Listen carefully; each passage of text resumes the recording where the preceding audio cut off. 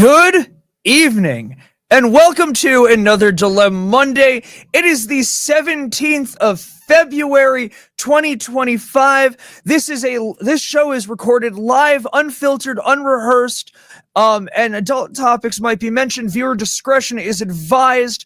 We have a fun show ready to go for you. A great panel per usual. We're talking two institutions of popular culture this evening, and even perhaps how they cross hand in hand. We are talking about the new nominees to the Rock and Roll Hall of Fame for the class of 2025, and even throwing in some of the SNL 50th anniversary celebrations that NBC has been advertising for the last 6 months. What they're going to advertise past this at this point, I don't know. So, let's kick out the jams and let's start. I want to introduce, obviously we have Dave Sheehan with us, a regular, a friend, a wonderful comedian, and just a wonderful human. Hi, welcome everyone. Thank you for having me. Is there ASMR in that theme song? It's Dilem-Monday. It's Dilem-Monday. There, a little bit, yeah. Okay.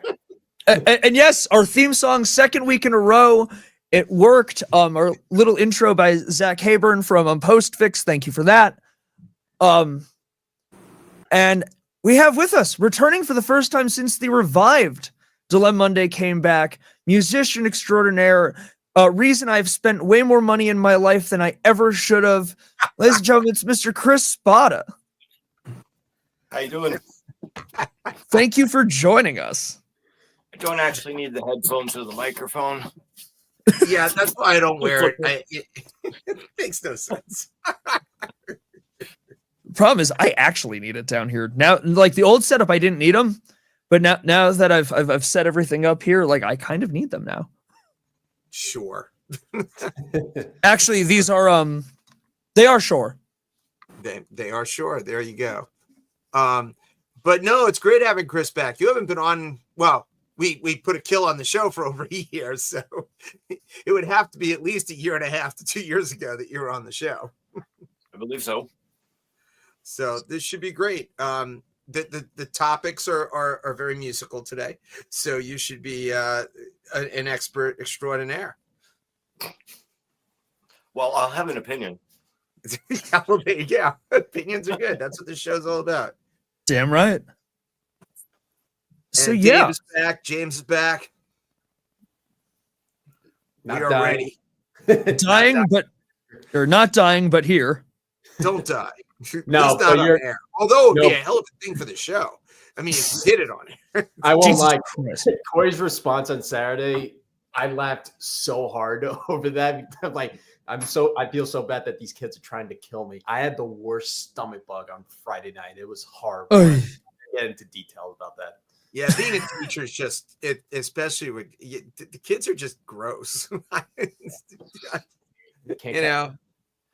Yeah, no, you I would be wearing a mask, gloves, go in with like a sanitary outfit. like the scene in E.T. when they're coming to or from like the Rock and Roll Hall of Fame, the Devo guys. Or should be in the Rock and Roll Hall of Fame Devo guys. I mean the Saturday Night Live Devo. Yes. There we go. From the show. But anyway, the one of the big themes of this show. By the way, before we start, we have to always say one thing: pitchers and catchers in 2 days. So woo! We're ready for that in 2 days. But without any further ado, there's some nominees for the Rock and Roll Hall of Fame. And I think we should go through them today. Absolutely. Let me see if I can pull those up on our screen and see in agreement, not in agreement. And then there's always the better list of who didn't make it. Because I have a top 10 of who I can't believe is still not in. And why in the heck would you pick these 10 people before my 10 people? But that's been a show theme for many years now. And the sad part is it's not getting better. So, no. But anyway, if Corey, can you pull it up? If you can't pull it up, yeah, let me grab it. So, here. Is it this? Fran's asking, are all you guys stoned? Well, I have never been stoned. So that would probably take me out of the picture. I haven't even touched my beer yet. Um, Get asked on Zoom if my screen is frozen. Nope, this is just how I look.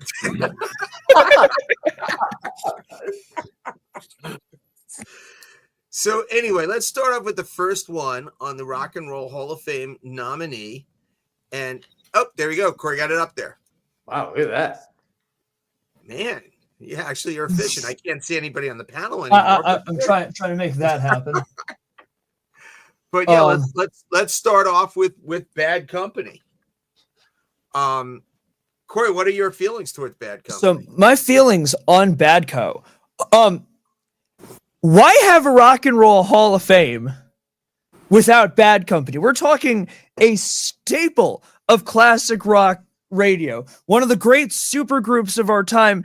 We have Paul Rodgers, who some would even argue is the greatest rock and roll singer of them all. I didn't say me, but there are a lot of people in that camp. Let's forget, he came from the band Free. He was the first guy to front Queen after Freddie Mercury died. But he died soon thereafter too. No. didn't he? He is still very much alive. Oh, I thought. Okay, I'm wrong. Paul, the guitarist from Badco. Okay. I I knew someone died. But you could probably Everyone's say that died. about any group. I was about to say. I think on both topics, yeah, everyone's dying. But yeah, no, we're talking. These are radio staples. I feel like every seventh song on a classic rock station, more likely than not, is Badco. Well, if you listen to Channel 26 on Sirius, Yeah, any song that's not Led Zeppelin. right? Well, let's start off. Chris, what do you? Are you a Bad Company fan? Well, obviously, I play guitar, so therefore, Bad Company. Till the day you die. Yeah. There you go. I mean, they were in years ago. They weren't. What? We've been. It's an assumption. This is their first nomination, even. Yeah, they're not in yet. This isn't a guarantee at all. Oh, This Which is just a insanity. nomination. it's So part of the yeah, fun we of the have Rock to go and through Roll all the thing. debate, and then after we debate this, there'll be another show that says why they're stupid and didn't put them in. But this is the first time they've ever been even nominated. Because for years I've fought Foreigner, and they finally got in. I was like, "Are you kidding me? How is it even possible that Foreigner's not in?" They finally got in last year, but that made no sense to me. But yeah, no, Bad Company. So you were in agreement. You would think that this is a misjustice that it's even first being nominated at this point. Oh God, yeah, Yeah. big time. Mhm. Dave, what do you think? I also agree they're overdue. I'm gonna, not to count myself out of everything, but I'm just gonna kind of make a blanket statement that just looking at this list, all of these people, again, I don't know if it's first nomination, second, third, all these people should be. I've always found, and I think you'll agree, that the whole thing is just very arbitrary. Scrutinizing to this level, it's gonna make for good discussion on the show, but I'm not gonna have a heck of a lot of variation artist to artist. I just think all of these are very accomplished, influential artists who deserve a place in a music hall of fame, whether it's this one or not. I've always found the process bizarre. I think there's, as you said, there's way too many that should be and aren't. I don't know what accounts for what gets people in, if it's greasing palms or just, why does this artist get favored over others? I think there's just always some element of that. And that's going to be with this entire list. So nobody here really stands out to me as I don't think they should be in. But I'm just kind of, I feel like a lot of what I'm going to say tonight is just going to be under that general umbrella of thought. Well, I'll throw to James. So Dave kind of threw out there are certain people here. He said a music hall of fame. He left that kind of wide opening here because there's some people on this list like Cyndi Lauper and Mariah Carey who some would say no way in hell should they be in a Rock and Roll Hall of Fame. But the door has been opened by others. What is your opinion on that? Well, I agree with Dave with everything. At this point, it should be just called the Music Hall of Fame because they're pretty much letting anyone in. It's almost like it almost feels like a like a popularity contest at this point. Like same way how we feel about the Baseball Hall of Fame. Like they're letting people who I don't think are Hall of Famers, but they did accomplish in their own way. I feel like it's just getting to the point where I look at some of these names, I'm like, they're not really rock and roll. Why are they getting into the Rock and Roll Hall of Fame?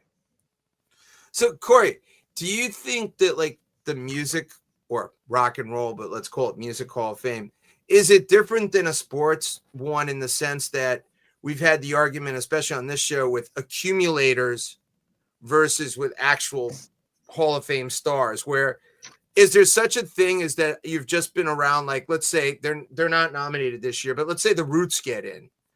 Absolutely. Do the Roots get in just because they've been around forever now, and they are in every show? They're the guest band, or Paul Schaefer, or people like that. So, and again, I think the case in particular with the Roots might be a little different because they were gigantic. They were a gigantic bridge between this area, this rock and roll, or R&B, and they branched into hip hop. There wasn't a band that was so cutting edge in that regard that they were a band. They weren't a DJ and an MC. That proves my point. But, aren't they accumulator in the sense that they're not? They don't have hits. And again, they earlier on their first few records were extremely influential, and that's the one thing that I think might differ from a sports Hall of Fame. Obviously, you have statistics in the form of sales, but in a music Hall of Fame, sales and numbers are not going to be the biggest thing. The joke they always made about the Velvet Underground's first record sold 1,000 records, but everybody who bought that record went on to start a hit band. That to me doesn't get you in a Hall of Fame, but that's okay. Chris, what's your feeling on that with the Hall of Fame and who should be in? Well, it's as fun far looking as at genres. It's fun looking at this particular list because there's a couple of bands on here that I just I want to not shut up about, but I'm going to have to try to because this. No, is go ahead. Give the one that most. most stands out to you that you think everybody else would say, really? Well, I don't think anyone else would say really, but Joy Division, why the F aren't they in there? I mean, this is as a musician and a human being with emotions, the band that is in my top 4 for influences. And Wow. that's a really hard top 5 to get into, and they're in the top 4. I'm not saying they're number 4, but they're, hovering around there. But still, would new wave or goth music or industrial in any form whatsoever occur because of Joy Division? I too had depression in high school. I have to agree. I still have it. Screw off. Anyway,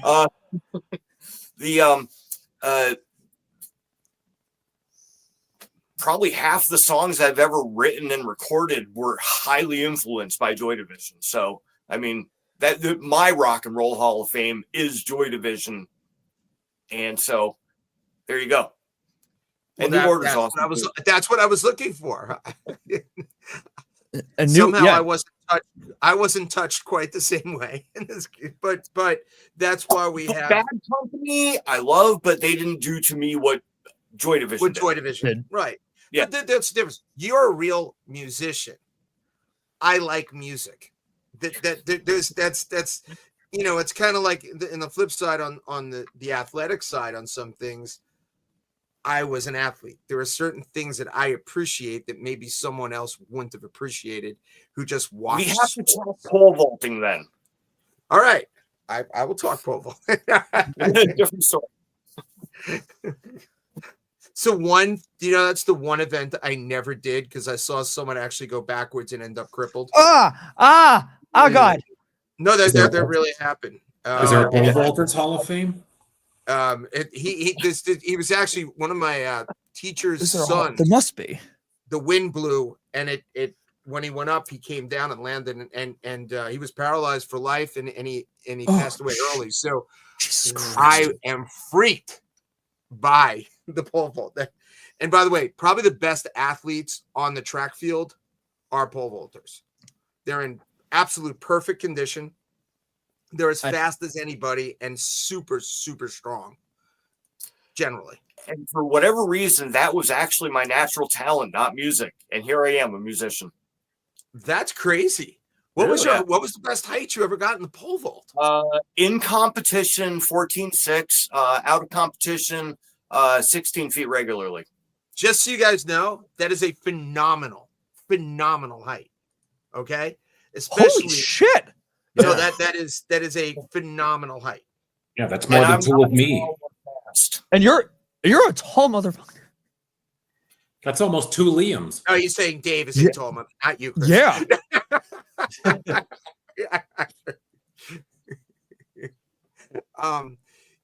No, that is an extremely impressive number. I did not know that. See, I learned something tonight.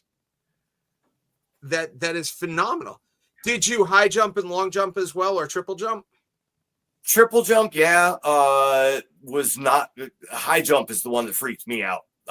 Hit my back a couple of times on the bar coming down on it. Just got freaked out by it. Couldn't even try it anymore. Oh God. See, the high jump I never had a problem with. My problem was I had natural lift, but I could never get over 6'4". I could get up to 6'4" almost every time. Mm-hmm. But the minute we went 6'4.5", I could not. I never got my steps right. I had no technique, similar to most of my athletic ability. I was always pure strength and speed and never developed any skill and went off sheer. One of my classmates that was a high jumper but wasn't as good as me at the pole vault actually almost made the Olympic team. Wow. High jumping. Yeah. So he's well over 7 feet. And he's like 7'4", 7'5". Yeah. Insane. 6'4" is freaking awesome though, man. Jeez. You're not tall. 5'10.5". That wasn't bad, right? 6'4" from 5'10". I could jump over myself. No kidding. Nice. But no, that 15, 16 feet. Like, you guys don't understand how good that is and how strong Chris must have been at that point, and still probably is. But you got to have that's one of the few things where you have lower and upper body strength. It's not just one, and you got to have some speed to do that. It's the full gambit. By the way, Bobby from Cardboard Dream House has just said that his band sounds a lot like Joy Division. Yeah, and Bobby. I am going to say yes in some case. I do hear it. I definitely hear that in his band. Very creative music. Bobby's a great writer. He does some really neat stuff. So, very influential. Why is Mariah Carey on the list? That is a Steph Renee question right there. Oh, we will get there. Well, and why? Well, we're here. She threw it out there. Let's go. Corey, why is Mariah Carey here? I don't know. Why is Mariah Carey here? Well, I believe it's because if you listen to the media in the last few years, you'll understand that Mariah Carey is the inventor of Christmas, and I think that is why.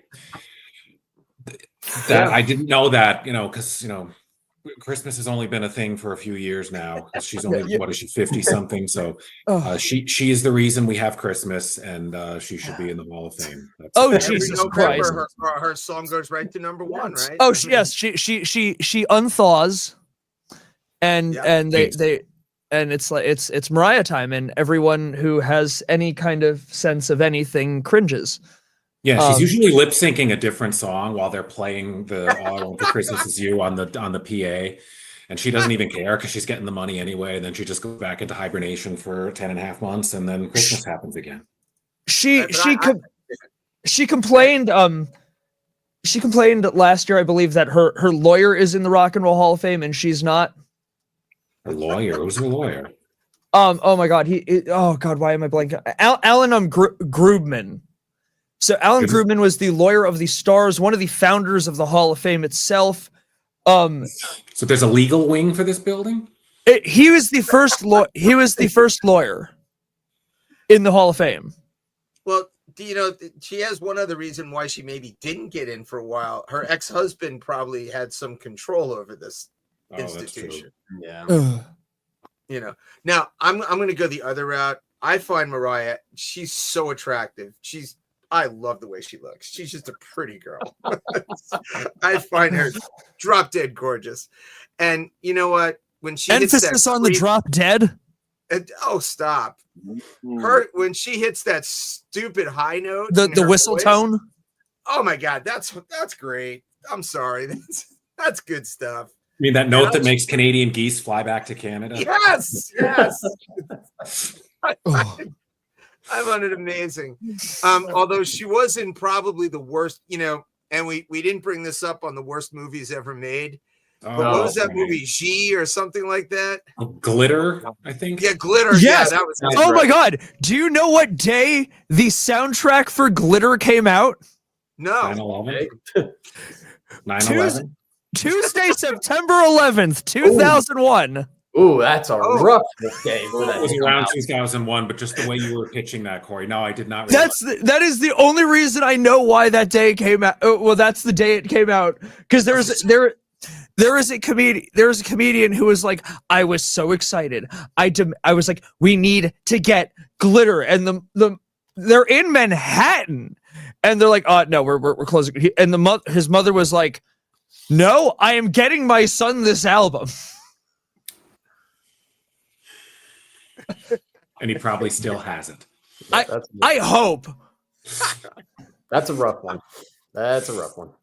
Yeah, no, so she has not been in good movies over time. There's that mafia movie she's in that, although she's just really hot. So it I can overlook a lot when she's pretty. Steph is not buying that she should be in the Hall of Fame, by the way, in any way or form. So she is not she's not about it. But let me go to the other one of the two. And by the way, just because I think she's hot does not mean I think she should be in the Rock and Roll Hall of Fame. I want to point it out. Hottest, performer possibly. Although to jump categories a little bit, did you guys see Cher in the Saturday Night Live video? Why does Cher still look the same way? What deal with the devil, as my mother said, did Cher make?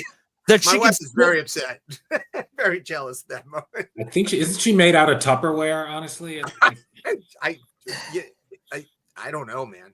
No, what? Cher, stop with the question if you could turn back time. You did. You're clearly doing it every goddamn morning.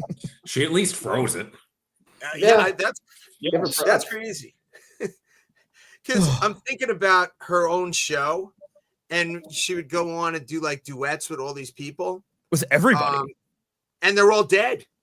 And she still looks great. She did that one with Raquel Welch where the two of them come out in these really super attractive, very little clothing outfits. And Cher could still go into it. Raquel's 10 feet under.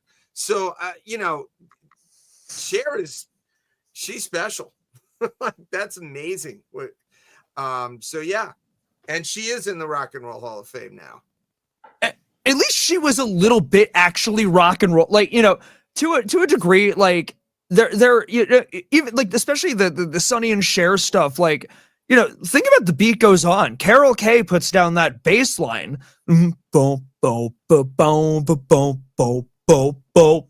Like there is some rock and roll to it. It's undeniable. I got no. Again, I think Cher deserves it more than Mariah should be in the Rock and Roll. 100%. 100%. That's not even up for debate. All right, I'll throw the other young lady in this thing, Cyndi Lauper. Yes. All right. Yes.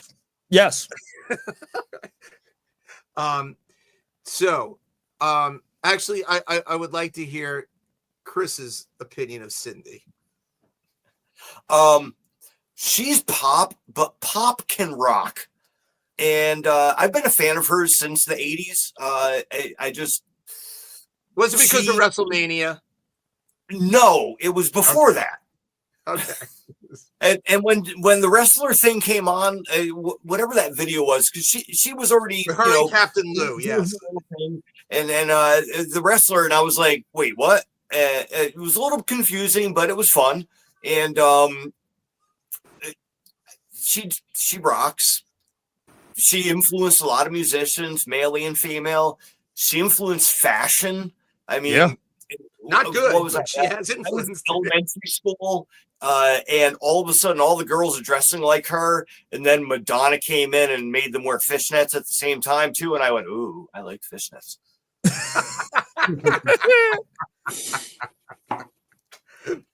So yeah, but Cyndi Lauper, seriously, I mean, come on. One of the funniest ever signature guitars I've ever seen.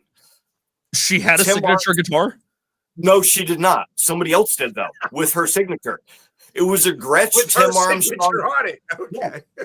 It was a Gretsch Tim Armstrong signature hollow body in that flat army green, super cool looking guitar, and it had Cyndi Lauper signature on it. That sounds like something Makes I'd see at total Pawn sense. Stars. Yeah. Bringing it into Rick and pricing Yep. it out.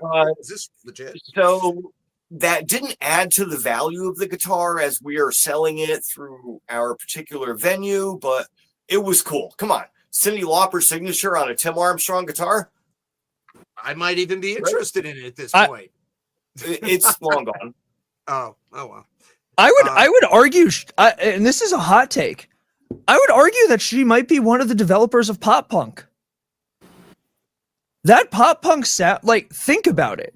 If you think Yeah. about it a little bit, her pop music was gritty. It wasn't Madonna trying to be, voguing and walk, walk, fashion baby.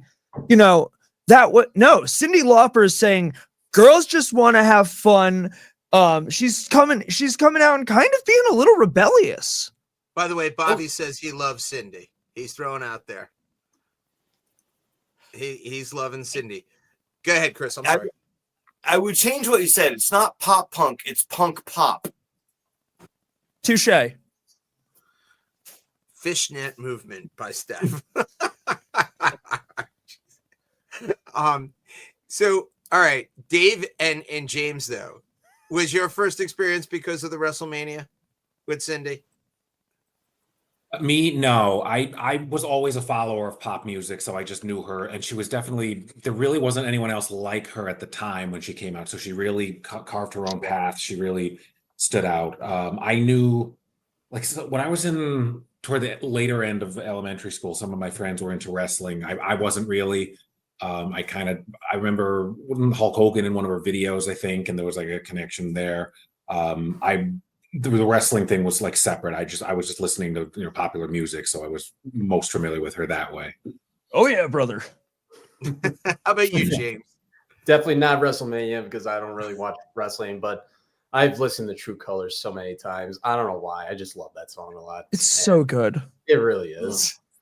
Well, she's also, she's had success even writing the for Broadway, right? The what's Yep. it, Boots? What's the Broadway show? Something Boots. I Kinky remember. Boots. Kinky Boots. Boots. How do I not know the word kinky? Are you kidding me? Yeah, I never saw that, but everybody I know that saw it loved it. Yeah. Yeah, I never saw it either, which is unusual because I usually do end up seeing.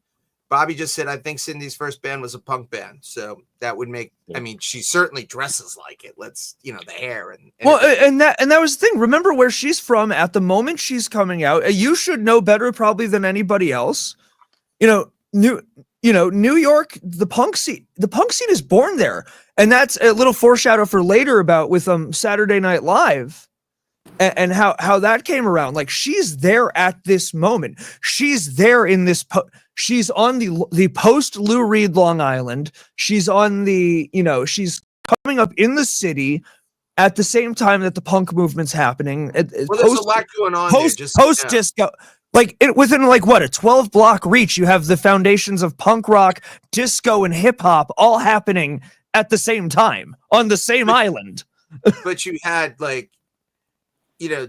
she was more on the pop side, but then you had like Deborah Harry and you had Blondie, and then you also had Madonna, kind of all coming together at the same time, where it was like music was weird because you also had Michael Jackson, Thriller, but rock was kind of leaving, disco kind of just died, the Bee Gees ended. It was like a weird time for music. And by the way, and also, yeah, she's in the same spot, ready to go as David Johansen, and I just want to, and the New York Dolls, and I just want to say, pinned on tonight's comments, David Johansen is facing stage 4 brain cancer, and for the first time in his life, he's asking for a little bit of help. So go on, if you check out the link there for the Sweet Relief Fund, David Johansen, consider buying a T-shirt, helping this man who is one of my, I've stolen half of my act from him. Otherwise I think known as Buster Poindexter, by the way, for those Buster, you know, the Dolls are one of my favorite groups. They should be in the Rock and Roll Hall of Fame. It's bullshit if he doesn't get to live to see his band get in where they rightfully deserve. So if you get a chance, click that link, buy the T-shirt, donate a few bucks if you can. Let's help a guy who's never asked for help in his life and has only brought joy and wonder to generations of musicians at this point. I did see him on Long Island at my father's place. So jealous. It was okay. Yes. All right, let's move on a little bit. I got a cool one. All right. This guy really, we only know one song, but every decade he's had number ones. Chubby Checker. What's the committee's thought process here? Chris is bopping. You go first. Didn't somebody put out like a full page advertisement in a newspaper years ago about why the F he's not in the Rock and Roll Hall of Fame? So why the F isn't he in the Rock and Roll Hall of Fame? Make it happen. I want to say it was Billy Joel because he's like the first guy to like he was the biggest supporter of Joe Cocker, who's and we'll get to him later. But the fact that it's 2025 and his first time being nominated is this year. And it's not just the Twist, and let's twist again. It's the fucking Limbo. I'm starting to think Corey wrote that letter. It might have been. Okay, so I'm gonna give this song is just so, like you said, every decade it's hit number one or something like that. For how many decades in a row? At some point it hits number one. It's a weird thing. See, I on one hand don't think he should be in the Hall of Fame for one record or one song, but it is such an iconic song. What's their other categories? Like, shouldn't they have a category? They have the influence category, which again, think about the Twist is probably the most doable dance anyone can do. Speak for yourself. I can't do that. I want to see floss. Oh God. And think about how, we know the movies like Footloose, we know movies like Dirty Dancing, and as funny as thinking Let's Twist Again was like raunchy and like outrageous, it was like at this moment, rock and roll is the devil's music. He's coming out and like getting people on a dance floor, not dancing like it's a debutante ball. Like, as silly as it is, that song was important. Well, not in my era. It was at every Sweet 16, bar mitzvah, and wedding. That's when I heard it.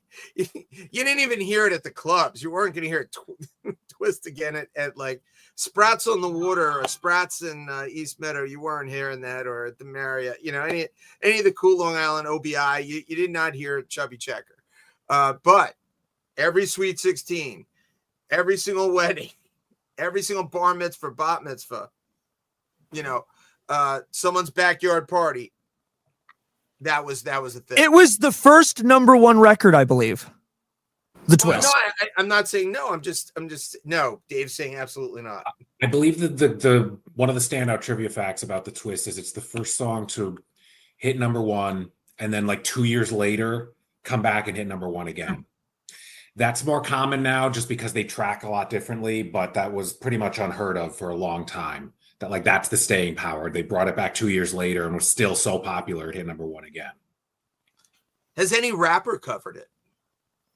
Or sampled the Fat Boys had a feature. They did a mini remake, like they added rap to it in the 80s, and Chubby himself sang on that. They brought him in and he kind of updated his own song along with the Fat Boys. There's probably been others, but that's the only one I'm familiar with. which is Somebody probably should do why a it keeps. 90s techno All club right, so remix. Bobby just threw one out here. Chubby Checker isn't the original singer of the Yes. clip. Hank Ballard and the Midnighters had the original. And Oh, ladies and shit. gentlemen, that's why Dave is the smartest man in the room. Yes, I played trivia with Dave and Corey, and we won. And I can guarantee it had nothing to do with Lisa and I swear. The only time, and let's go here. Lisa was much more of a contributor than I. It was definitely Dave, Corey, who were standouts. Lisa was helpful just because Lisa and I are older, so we were able to grab some of the older questions. But we did win the competition that night because Dave is just really smart. And Corey knows the most obscure, ridiculous. Just, you like say this question, Corey like pop it. Oh, I said blah blah blah blah. I'm like, who the hell knows that? It's absurd. I'm helpful on sports. That's probably the only thing I was. Which is good because that's one area I'm not strong in. Yeah, so I helped out a little bit in that respect. That'd probably be me as well too, just sports or anything involving movies. Yeah, we bring James in for that. No, but you definitely if you play trivia, Corey and Dave are great. Like what was that show with the Lifeline? He wants to be a Cash millionaire. Wait, I hear Cash Cab had laugh lines too. Actually, that's a I good know Yes, it's it did. Cash Cab. That's one of them. But what was the thing with Regis Philbin? You could call up. Who wants to be a millionaire? Who wants to be a millionaire? Yeah.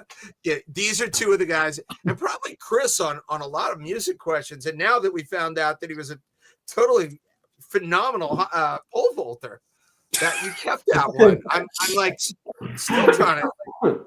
Wow. Because I saw it in the comment section. Hi, David. David. Another David has literally entered the chat. What nationality is that name? Is that Singapore? He was the king of Judea. Is he Israeli? What? No. I think it's duh as in the Goofy Lego King. There we go. There we go. When you add spaces, I can see that. I thought it was all one. All right, I want to go to another one of these. Let's talk Billy Idol. Vital Idol. Now, is his greatest role in The Wedding Singer? No, He had others. it was great.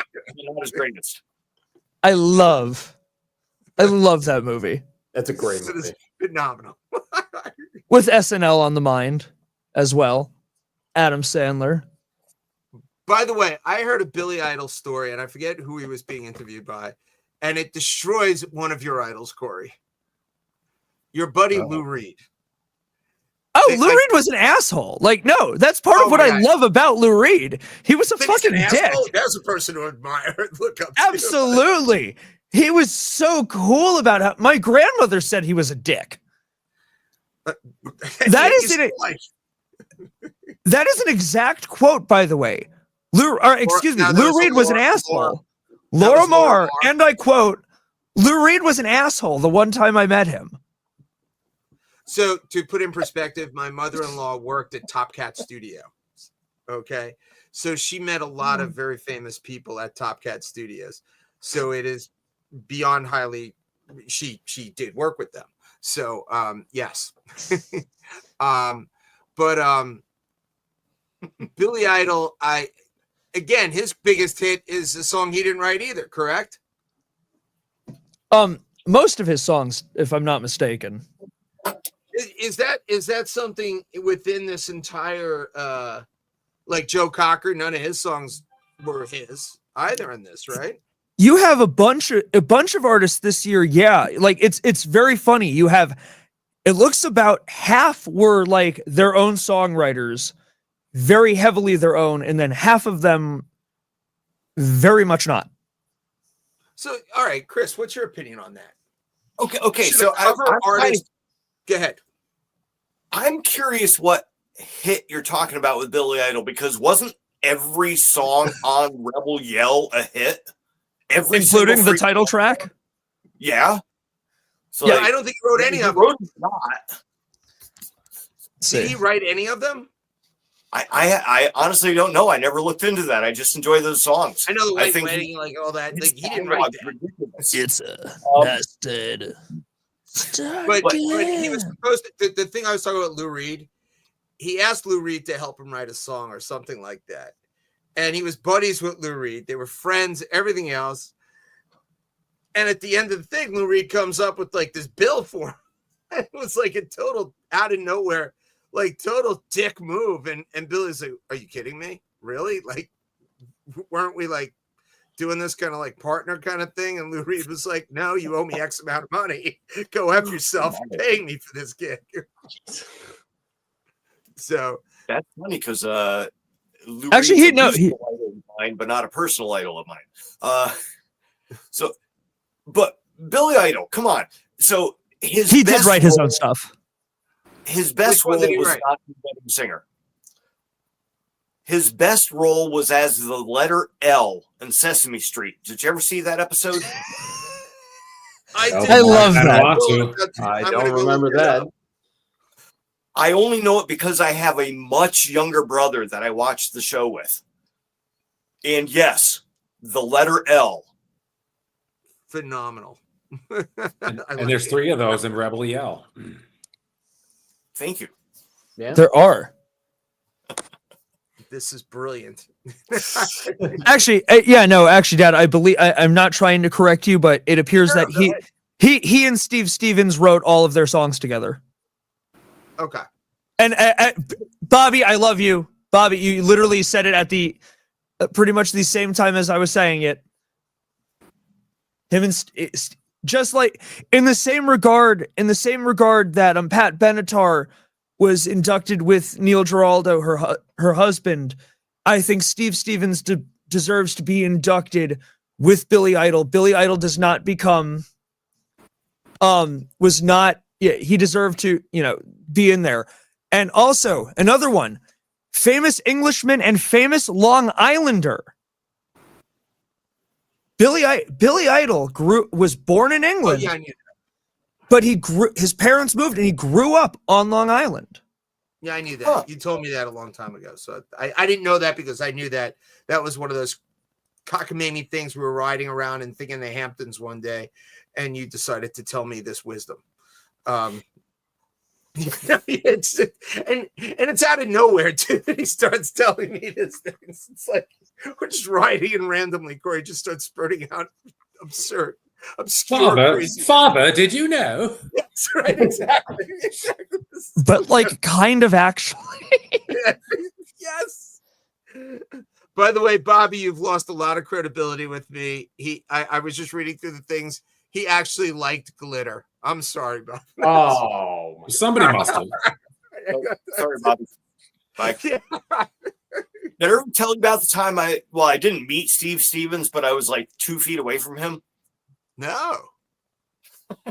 So here's this guy. Turns out it's Steve Stevens. And the first thought I had is that the most beautiful ugly girl I've ever seen? Or is that the prettiest dude?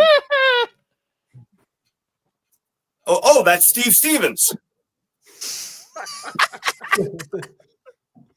Glam metal, baby. Dude, That's pretty hair. cool. Aquanet. By the way, Corey, Steph actually likes your fun facts. I know, I have it posted onto the screen. Someone that was so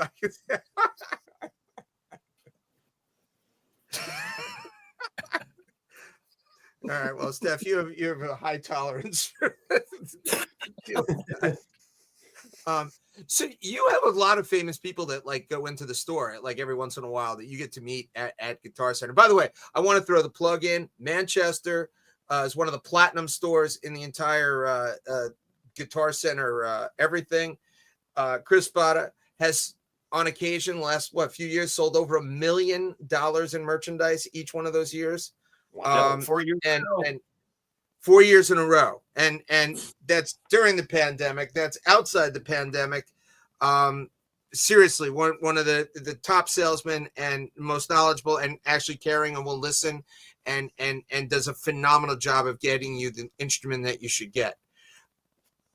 That also being said, why so many artists, like, you know, professional musicians do go to the Manchester store, but how many of the, like, you've probably met at least a dozen, you know, Hall of Fame type people. Well, speaking of which, Living Color needs to be in the Hall of Fame right fucking now. Agreed. Wow. So, yeah, sorry. But no, that's, you know. Well, the bass player Doug is a friend and a client and a shopper at Guitar Center and blah, blah, blah. And yeah, Living Color now. Absolutely. We'll throw them in. Influence. You know, so this is all right. Let's throw another one out here that okay, just because I think at Guitar Center you probably hear this 400 times a day, the White Stripes. Chris, is that with that song in mind, is there one song you Oh, did I just do that? yeah, is there one song as an employee of Guitar Center that you wish no one would play ever again? No. Play it, man. Come on. You're trying to play something fucking awesome. Not even Stairway to Heaven? I don't care. You're trying, man. But that being said, Can I say, as a consumer, when I walk in and I hear Seventh Nation Army, I'm ready to leave at that moment. That, as a consumer, I understand that, but as somebody who, you know, wants to build his clientele and encourage more people to play guitar, learn to play something. If that's the simple thing that makes you play, at least it's a little more complicated than Smoke on the Water. Well, I was going to say that's probably the song that you most want to kill someone for. No, Smoke on the Water means that some 4-year-old is, 8-year-old's dad once heard somebody play that and was like, that's cool. I don't care. It makes you play.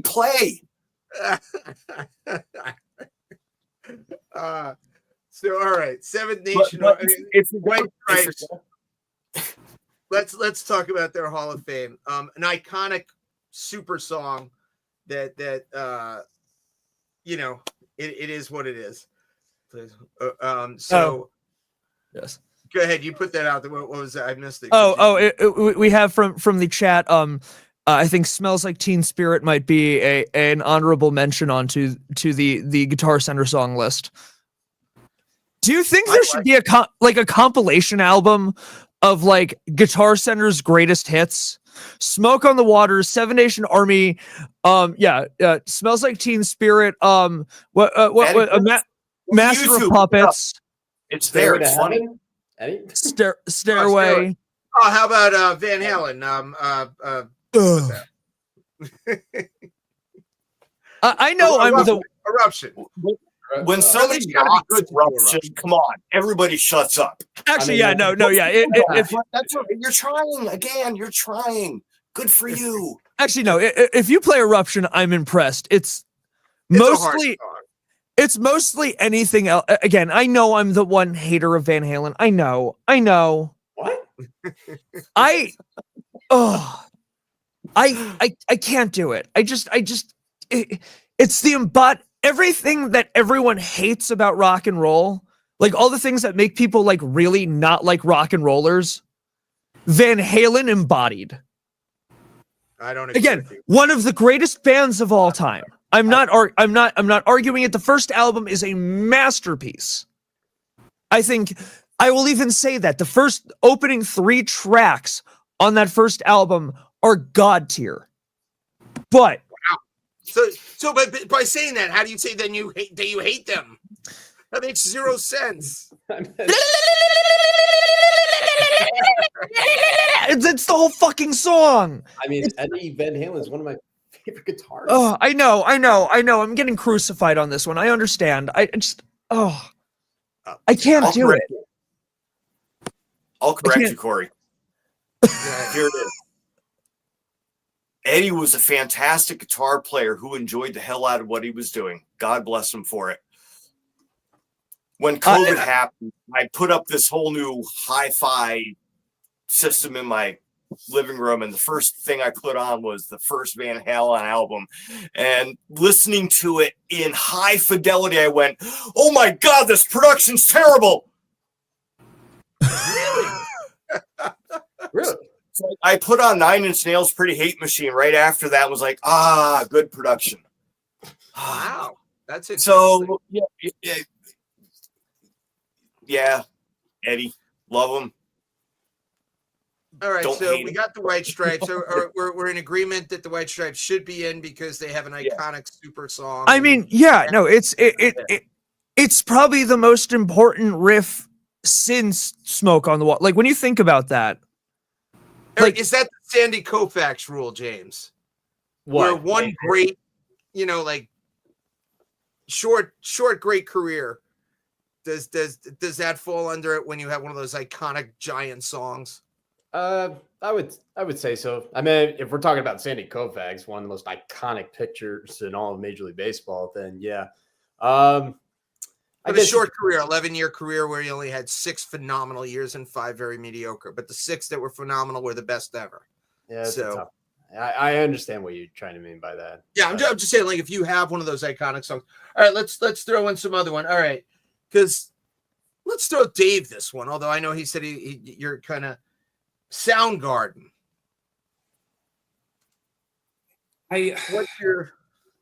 I think they warrant being in. I mean, that's one of many of Chris Cornell's projects. I don't know if any of his others are in, if he's in solo. Like Corey might know that.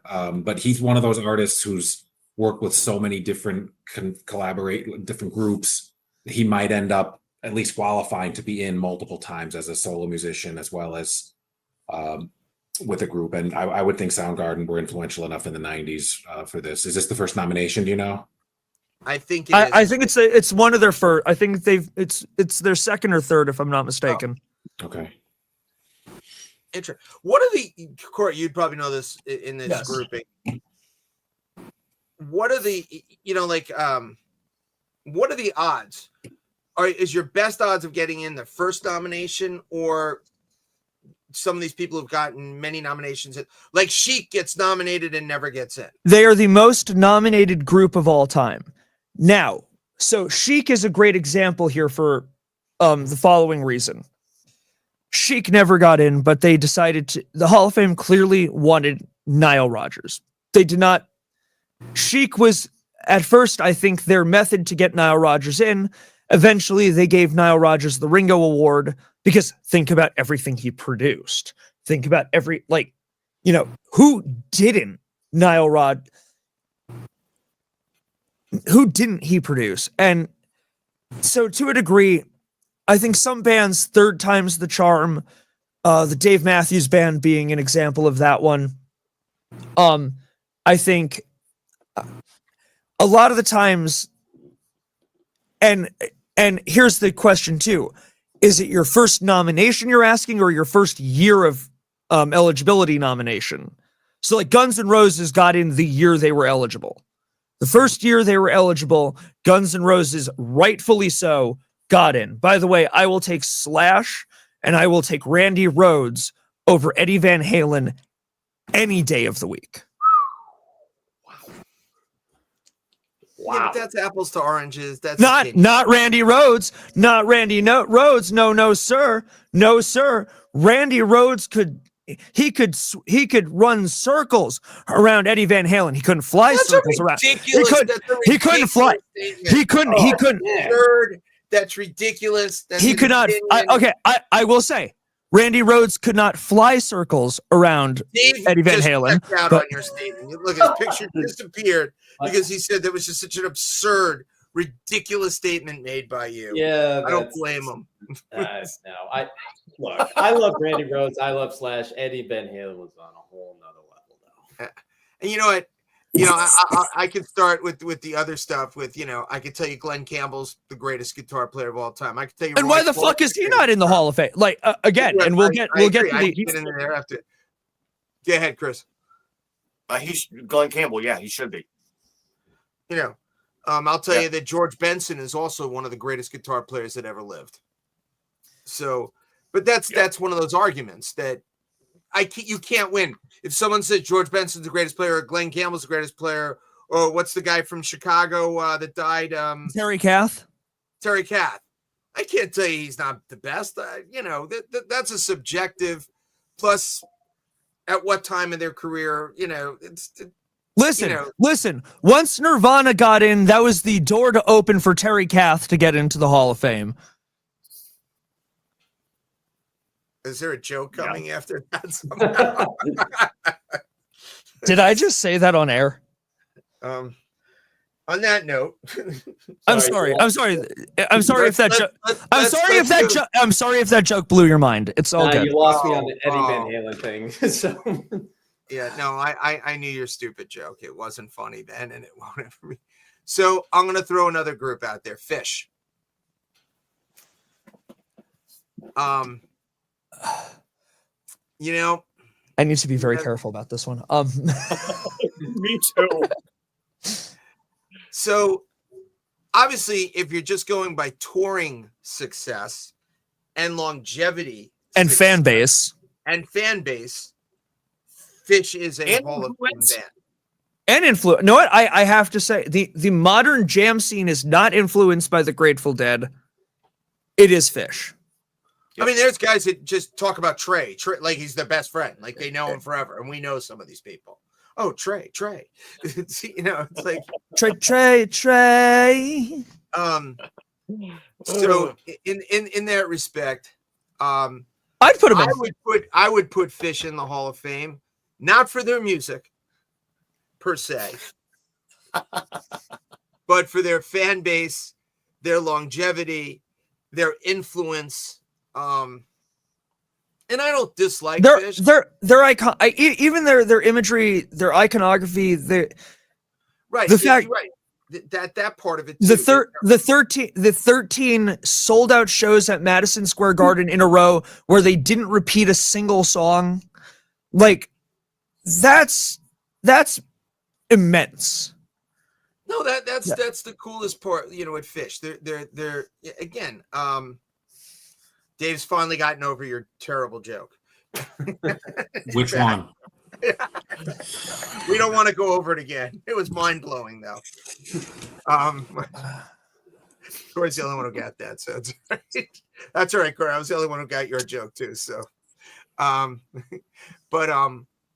I think Fish deserves to be in the Hall of Fame for different reasons than anybody else here. They upside down. Oh no. Yeah. I feel so bad for Steph. She's still sick as a dog. But we are making her laugh, so this is a good thing. Please go to the doctor. What was I gonna say? Wow, this was in reference to the Kurt Cobain joke. Love that. Yes, there we go. Straight through his head. Go to bed. Oh my God! Oh, James just got it 25 minutes left. But James isn't feeling well, so it's okay. I had the stomach bug, so I'm going to hell. All right, so oh my God, let's go to Outkast.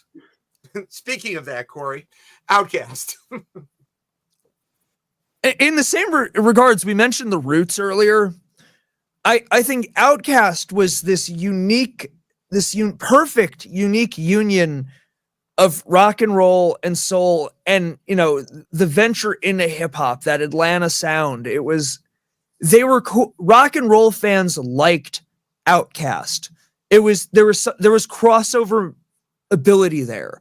I think Andre 3000 is he's cool. By the way, check out his really weird flute album that he put out this year.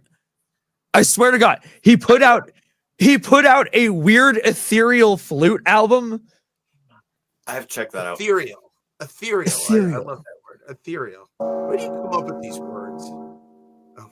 I would have gonged you for sure. Yes, ladies and gentlemen, we bought a Zildjian gong because everybody needs one. Oh no, Chris has one too.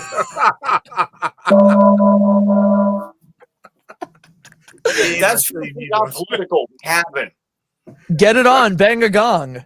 Rock and Roll Hall of Fame inductees, T-Rex.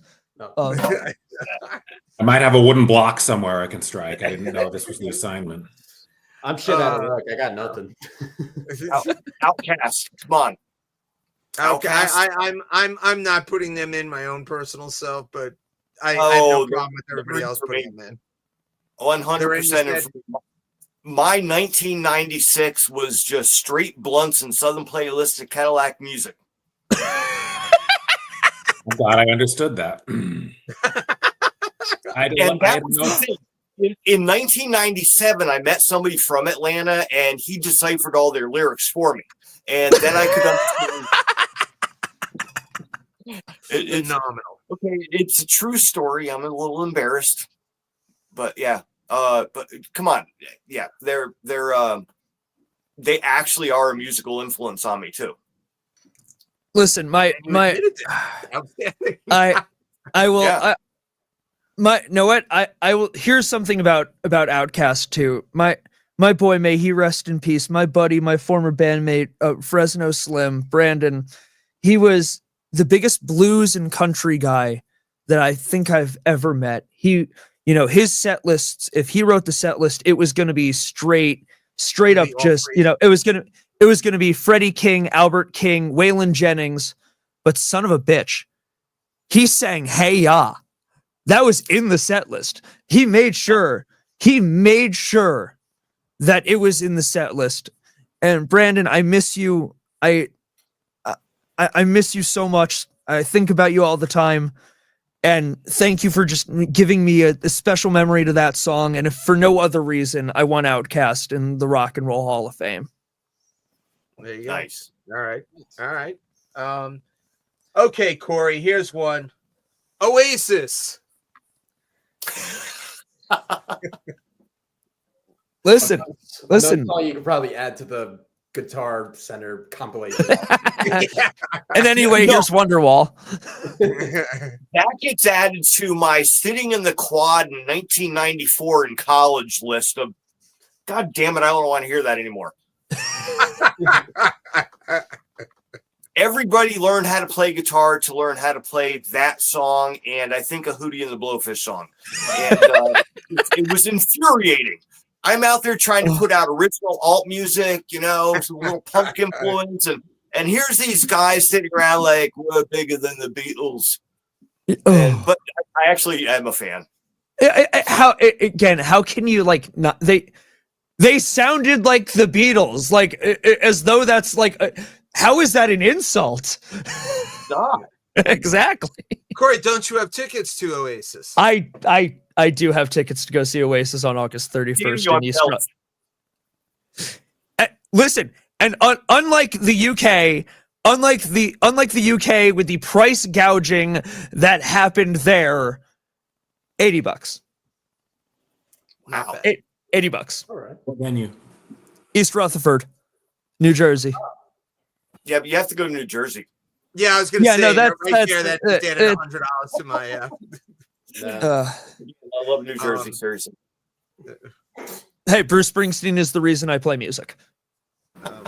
I'm here because my father was born in Newark, so there you go. Rest in peace, Whitney Houston. You were the baddest bitch of them all. I Wait, lived in Greg's father is Whitney Houston? What happened there? They came from Newark. I don't know. Actually, when she died, the man was like, "Oh, it's like, we came from the same town." I was like, "What?" My grandpa was so upset about Whitney Houston dying. Oh, like he was just like it was the man his was in his mid 80s. He was just like so upset about it. He loved Whitney. It's like, we're from the same place. I understand. I'm like, what? By the way, actually, with it in mind, Whitney Houston belongs in the Rock and Roll Hall of Fame. Mariah Carey does not. Yeah. Wow. Who's prettier? Whitney. Whitney, especially when Whitney wasn't completely coked out. Yes. Whitney was gorgeous. everything I didn't say about who what. was, I just said who's prettier. I'm And a by- Mariah guy. I like and- Mariah. I like And by the way, with that also in mind, if we're continuing this F. Mariah Carey getting into the Hall thing, here's who else I would put in. Why is Luther Vandross not on this list? We're talking Okay. one of the great songwriters, singers, arrangers. That man, one of the few people who could put Whitney into her corner. There's that great video of That's What Friends Are For. They're doing it live. And even though him and Whitney were both extremely good friends, they were that group. First of all, I think the hardest thing you can do as a singer is backup sing. It's the hardest skill for any singer. Anyone can sing lead. To harmonize, to be in tune, to act as one voice in a group, that is the most difficult thing you can do. And that was what made the two of them so, and same with Sissy, same with Ms. Dion. They had Let's give the thing about Luther. Do you know who he was most famous for being the backup singer to? I know Corey does, so don't answer the question. The rest of the group, do you know who Luther Vandross was the backup singer for? One of the biggest rock and roll music idols of all time. He wasn't a young American. It's not coming to mind. I thought he sang for several. There's probably one or two that stood out. Tons of records. He did Tons. on a ton, but this one particular artist is the biggest. He will. Bowie. Yes.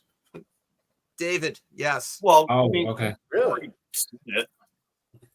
David Young Bowie. Americans, young American. He was a young American. That's Luther Vandross. Now I know. That album, yes. Good to know. I learned that a number of years ago, and I was like, really? That's crazy. Luther Vandross got David Bowie on Soul Train. That's pretty cool. No, that's so. Let me go. We have two more on this list. The Thin White Duke, emphasis on white, was on Soul Train. All right, we have two In more. part thanks to Luther. We have two more here. Plus, I want to get to that Saturday Night Live thing. Actually, we have a few. Yeah, two more. Excuse me. Two more. Three. We have three. All right, I don't know. Well, I'm gonna You missed the other boys from Atlanta. I think Corey's Four Loko is kicking in. Yeah, I think so too.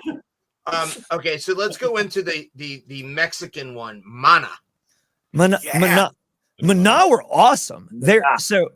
I've been in a deep dive now since they got their induction. So they were gigantic throughout Mexico, Central and South America, which is a gigantic record buying market. They were them and this other band, Soda Stereo, kind of they were the first real rock and roll groups to come out of Mexico and come out of Latin America. Think about this. Throughout the 50s and the 60s, there are still fascist dictators in Latin America. This rock and roll is still being kind of suppressed. There's their own pop music in Latin America. And then these guys come out taking everything that's come from the past 20, 30 years, and they made their own. They kind of sound like the Police. They kind of sound like Sting. And I was talking to a buddy of mine in Colombia this afternoon, kind of trying to get to formulate this. Why were you talking to someone in Colombia, making some deals? What's the deal? Absolutely. Columbia Records or Columbia the country? Meant the university. I'm in so many like music groups. Protests. What's the deal? I am in so many music groups that I've met so many cool people on and it's one of the things I love about Facebook. I've gotten to meet and talk and even become friends with like so many people from all over the place. And so he told me, Mana, if you don't play one of their songs at your party, it's not a real party. They were gigantic. And I think this is a huge step for the Hall of Fame to start acknowledging these other markets that were giant. Listen, Jan Werner's gone. That's not listening. That would be visually. Jan Werner, and that's the reason why Chubby Checker and Joe Cocker and Billy Idol and Bad Company aren't already in. Jan Werner was I won't get too far into his prejudices because I don't want to, hit the gong of politics. But How many gongs do you have? All of them. One dedicated to politics. but Do you know how many symbols we have in this house? excuse me. We have like zillion A's, zillion K's, zillion S's. Then we have the Sabians. Then we have the mishmash pair. Just, Aren't those And they're all prescription cool. medications? I don't even know what you're saying. I don't know. There's just, every place you walk, as you know, there's a guitar, then there's a drum thing, and there's a keyboard, and then it's just ridiculous. Actually, As critical as that is. in celebration of Mana, I've got my Mexican Coke. Yeah, well, I'm going to give you a solid no from Mana. We have a number of those as well in this house, some of which you sold us. Yes. I am giving a solid no. If you're not big in America, you're not in the Rock and Roll Hall of Fame. No, absolutely not. Never heard of this group until 3 minutes ago. Absolutely no. It's a no for me. If I haven't made myself, You sound a lot like Jan Werner right now. no. Just no. I'm moving forward. I had to let you give your bull crap. Wait, no, about it. I think Chris has a point. Okay, Chris, you have a I point. have to say that because they got nommed, I listened to a couple of their songs and I went, I really want to listen to more of this. And those bass lines were hot. I got to learn some of that stuff. Like legit. Like apparently their bass player and somebody else in the band, the singer or whatever, have been like the band for the entire time. And yeah, I was hearing bass lines even through this crappy tablet where you can't hear the bass. And I'm going, wait, what's that? So It they're sounded like amazing. disco band to me. I have to admit, I listened to a few songs of Corey. I was like, whatever. But you And guys now are musical I'm geeks, going, and I'm hey, not. I gotta learn that. It could influence me, man. I'm starting to learn Spanish too. So, like, And influence is great, not in the Rock and Roll Hall of Fame. But that's just me. You guys, I am not a voter yet. Hope to be at some point. Yes. All right. Let's go. I see only. Oh, you know what? You're right, Corey. There are two others. All right. Let's go to The other boys from Atlanta. The Black Crowes. Yes. Look at Dave's face. All of us. Okay. The Black Crowes. Who else is in favor of the Black Crowes? I'll throw in there that I learned about Open G tuning because of them. And you spoke to Angels after. That's the guitar influence thing going on. I saw them open for ZZ Top in early '91 when they had one song on the radio at that point. And the first time I heard She Talks to Angels, everybody had their lighter in the air. And it was pretty amazing. And so, yeah, I support that. This is tough for me. Because I still feel like they're an opening band for great groups. I was supposed to see them in 2020 when they had the Black Keys opening for them. Ooh. The Black Keys and the Black Crowes. That was supposed to be good.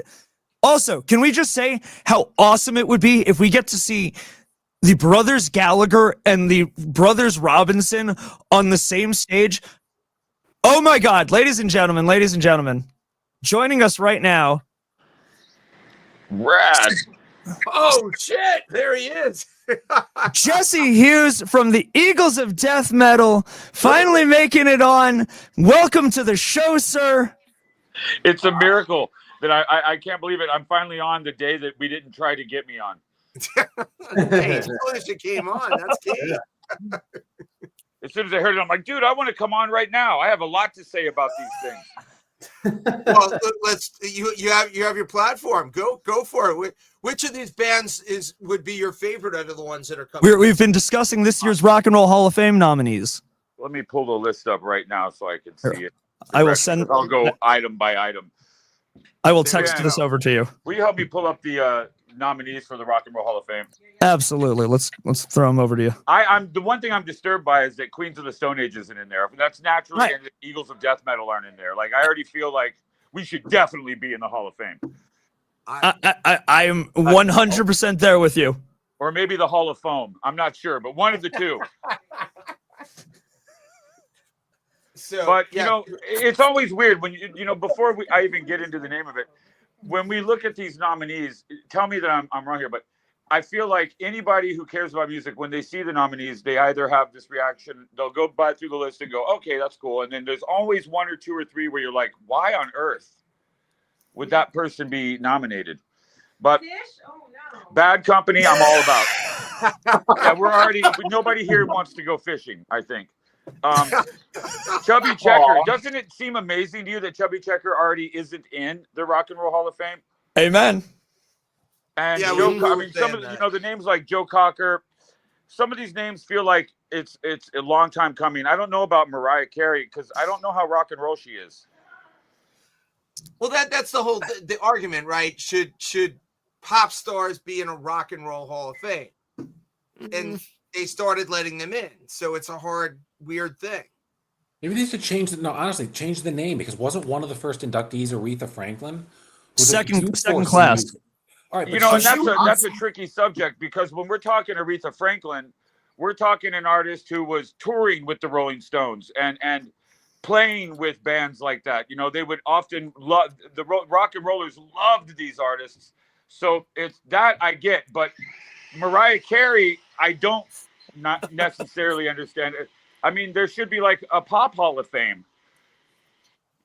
Yeah. Well, yeah, no, I mean, look, there's a Country Hall of Fame. If you go to Nashville, you can go to the Country Hall of Fame, right? It's much older than the Rock and Roll Hall of Fame. And I think there's a Hip Hop Hall of Fame. Probably. Wait, you mean Mariah Carey never opened for Megadeth? I feel like it's possible. No, I'm just kidding. No. But that kind of stopped when I was a kid. Jim, what's your passcode? When I was a kid, oh shit, I'm sorry. There was things like Gathering of the Tribes, where you would have John Wesley Harding and EPMD and X and Fishbone and Primus all playing in one place, where we would get together. That hasn't happened as of much lately. So I feel like I'm looking at some of these names. White Stripes. I mean, of course I love Jack White, but it feels a little soon, doesn't it? Yeah, but I guess he's been around 25 years, right? I mean, isn't that the rule?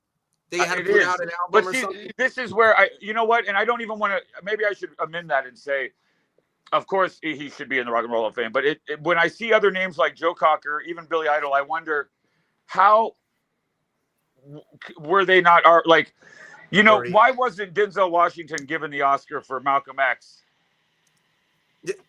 But he was given the Oscar for something down the line. You know what I mean? Like, Oh yeah. Yes, Jesse. We have the gong of politics. I didn't hit it. The problem with politics and rock and roll is that it's indispensable. They're almost intricately connected, and whenever a rocker says they hate politics or anything like that, they're probably one of the shrewdest politicians that is in the business. You know what I mean? Dead Kennedys. And when I say politics, I don't mean voting right or left. I mean the game that is required to be played in business and in rock and roll and in show business. You know what I mean? And there's a political element to it. And clearly these names on this list were put there in some degree as the result of a political game that was played out, Well, did you ever have? Oh, sorry. I was going to say the last one that we hadn't gone through before you came on just was was Joe Cocker, who, like you said, I can't believe when they put Linda Ronstadt in, they should have put Joe Cocker in the same time. Dude, there's Joe Cocker, his version of A Little Help from My Friends. That was the cornerstone theme song to Wonder Years. Like multiple generations of people anchoring to that song. Exactly. And everyone knows those moments. So that's a Hall of Fame. You know, like when we induct a sports person into the Hall of Fame or an MVP, you know, it seems like if we followed a little more closely to Major League Baseball, maybe it would be more fair. Just kidding.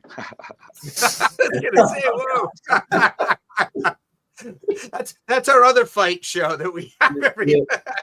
We love debating Hall of Fames here. We got James and my father here who are the giant sports experts. We got Dave who's a pop culture expert. By the way, Chris Spada who is comedian extraordinaire, and Chris Spada, one of the phenomenal musician, one of my favorite people, and like, and so one of the top salesmen in Guitar Center. So. Well, I'm very stoked to be a part of this right now. I'll have to tell you that all day long. And I love these topics because topics like this for a rock and roller who can get tricky and dicey, but I'm all about that controversy. You know, I can't wait to find out in a couple of days which one of my friends are going to hear something I said here and they'll be like, what the fuck? What the F did you mean, bro? What are you talking about? Like, it's going to be one of the greatest. So one of the cool things when I was reading about, you know, obviously I knew who you were and I met you at NAMM and I know of course, but you guys had some crazy practices like in the desert where you bring in a whole bunch of other bands and stuff when you guys would do that. I think that's like the cool. Can you just tell us about how that all works out? Well, you know, when we were kids, we grew up in the Coachella Valley and it was a retirement community, especially when I was a kid. You know, I mean, the biggest employers were the Marriott and the school district. So, and children were it was a retirement community. So children, there was not a lot of allowances for kids. You know, skateboarding was really a crime. You know what I mean? Like, and so in order for us to be able to indulge in any sort of artistic anything, you had to go beyond where you could be heard, and you had to go beyond where a cop could get to you without you seeing their headlights for a mile away. So we went out into the desert. Now, we were only following in the tradition that was set forth by Eric Burdon and Jimi Hendrix.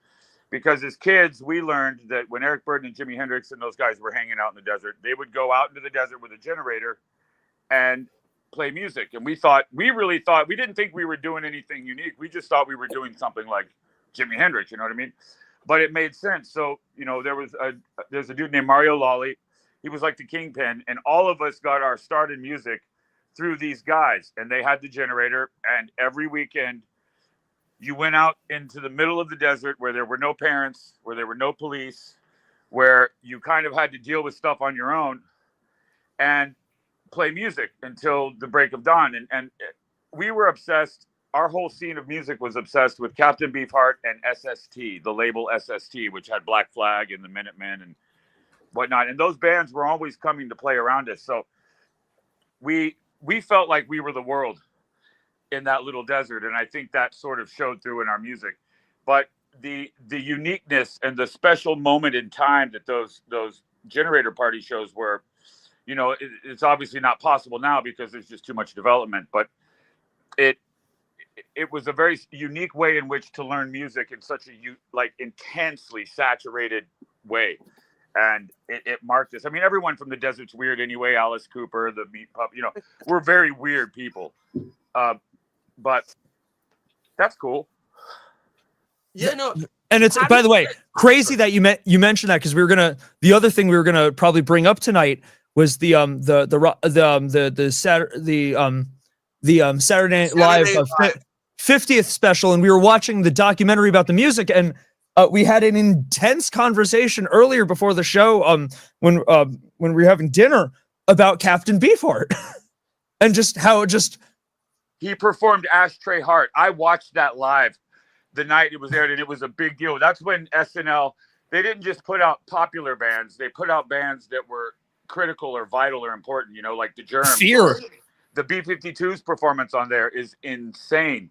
But Beefheart performing Ashtray Heart is one of the weirdest, most beautiful performances. I'm also struck by the fact that the 50th anniversary is really heavy on the first part of the 50 and very light on the last part of the 50. Yeah. Yeah, I noticed that. Absolutely. Well, I was going to ask, were you guys ever approached to do Saturday Night Live? We were. The only time we ever were, there was a scheduling conflict, and I don't think they're the kind of company that you say no to. But when Queens went on and did the cowbell thing with Will Ferrell again, I was there. I was also there to hear Joshua say and come up with the joke, "That's like Cirque du Soleil," and Will Ferrell stole it and used it in Blades of Glory. So I can attest to that. Nice. That's awesome. That's outside. So I had so many questions that I wanted to ask. This show's going long tonight. This show is going long tonight. Right, well, the one question Oh some shit, of my the frame broke. guitars- Some of the guitars that you play are super interesting. You use that Australian brand, right? The That's my favorite guitar. The Maton guitar This one? is Maton is this guitar right here. I'll show you what it's. It's this guitar. there you go. Oh, that's hot. That's a solid body version. The thing about the Maton guitar is that, and I have an affinity for Australia anyway. Australia is like, to me, the perfect country. It's all about bikers and rock and roll. Like, I get that. But the Maton, everything in Australia has to be either imported or they have to make it. And if they want quality, they have to make it. And so Maton has been around for a long time. George Harrison, they make a pickup called the Master Sound. And George Harrison was known to use Master Sound pickups when he was in the Beatles. And Jimmy Page played that particular model of Maton on Led Zeppelin 4. Keith Richards is known to play one. They would play them, but never let anyone see them. I don't know why exactly. And their acoustics are what they're known for. But Keith in Urban, terms of the most solid sound you can get, because I don't use pedals. I believe that if you have a good instrument and a good amplifier, your tone is your sound. You know what I mean? And the hand-wound nature of the pickups, it handles it every night with me dumping sweat into it or God knows what else. And the kind of sweat you can scrape up and get high from, I'm sure. But eating into the electronics. But I happen to love them. I will tell you the most interesting new guitar I've gotten lately is one of the counterfeit Gibsons. Oh, I see them all the time. The Chibsons. And Ooh. it says "Made in the USA" on the back. Now, I have an interesting theory about this. These guitars are incredible, and when I say incredible, they're unbelievably accurate in terms of. So, I actually don't really see a copy. And I know that when Gibson raided, or when that factory here got raided, or that holding area, I know for a fact, because I rent space at this particular storage place, that they only took down one room. There were actually like 50,000 guitars in there, and they make the copies you can get are Fenders, Dan Armstrongs. I mean, you can get an autograph / Gibson. They make all the Gibsons. So what I'm starting to wonder is, why would Gibson only publicly make a big deal about going after just a few of them? It almost made it seem like, I guess you really want people to think that you don't know anything about this in advance. Because I'm just wondering, China's MO when they counterfeit is not to do anything original. They normally, if you go and buy like fake Milwaukee, it's actually real Milwaukee tools. They just take it before the stamp goes on. I'm wondering if Gibson has been secretly or surreptitiously saving money by farming out some of the major like inlay work and stuff like that to China, and China was just like, fuck it, what are you going to do about it?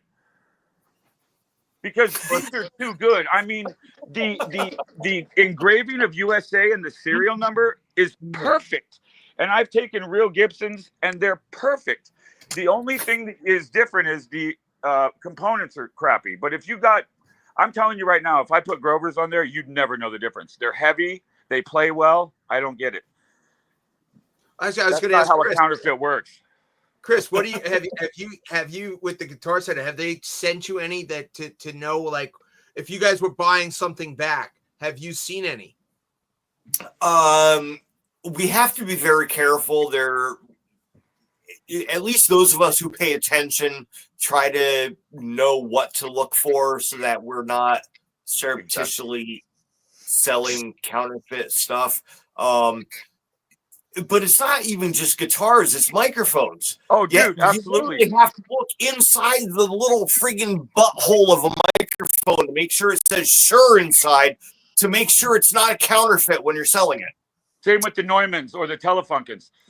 Yeah, but not even those. Like literally, where is it? Somewhere over here. Here it is. This is I know for a fact this is an authentic Shure SM58. It was sent to me directly from the factory. I have to look through this little thing when I'm buying one of these in to see, make sure it says Shure deep inside of that little 3-pin butthole. But Well, that's what your I'm answer, saying. Dad. Like with the Gibsons, you really have to look now. I know. It's insane. They're good. They're They're really good, and they're too good. Like, dude, if I put real, like, if I took this guitar and I put real componentry on it, it's you. Yep. And a friend of mine even went so far as to buy one because they're only $200, dude. I see people selling them like in the Facebook marketplace, and they're proud of it. They're like Chipson. Like, I'll be honest, I almost the other day I saw it looked like the Lindsey Buckingham bright white Les Paul, like the Rumors era Les Paul. And I was like, Does it have the red outline on it? no. Because the one with the red outline is the Buckethead one, and it has the button. Then they have the Bo Diddley Square one. They have the Slash one that's autographed. They have a big body. They have the Ace Frehley model, the Neil Young model. They have the and these are not just like cosmetically accurate. They're good.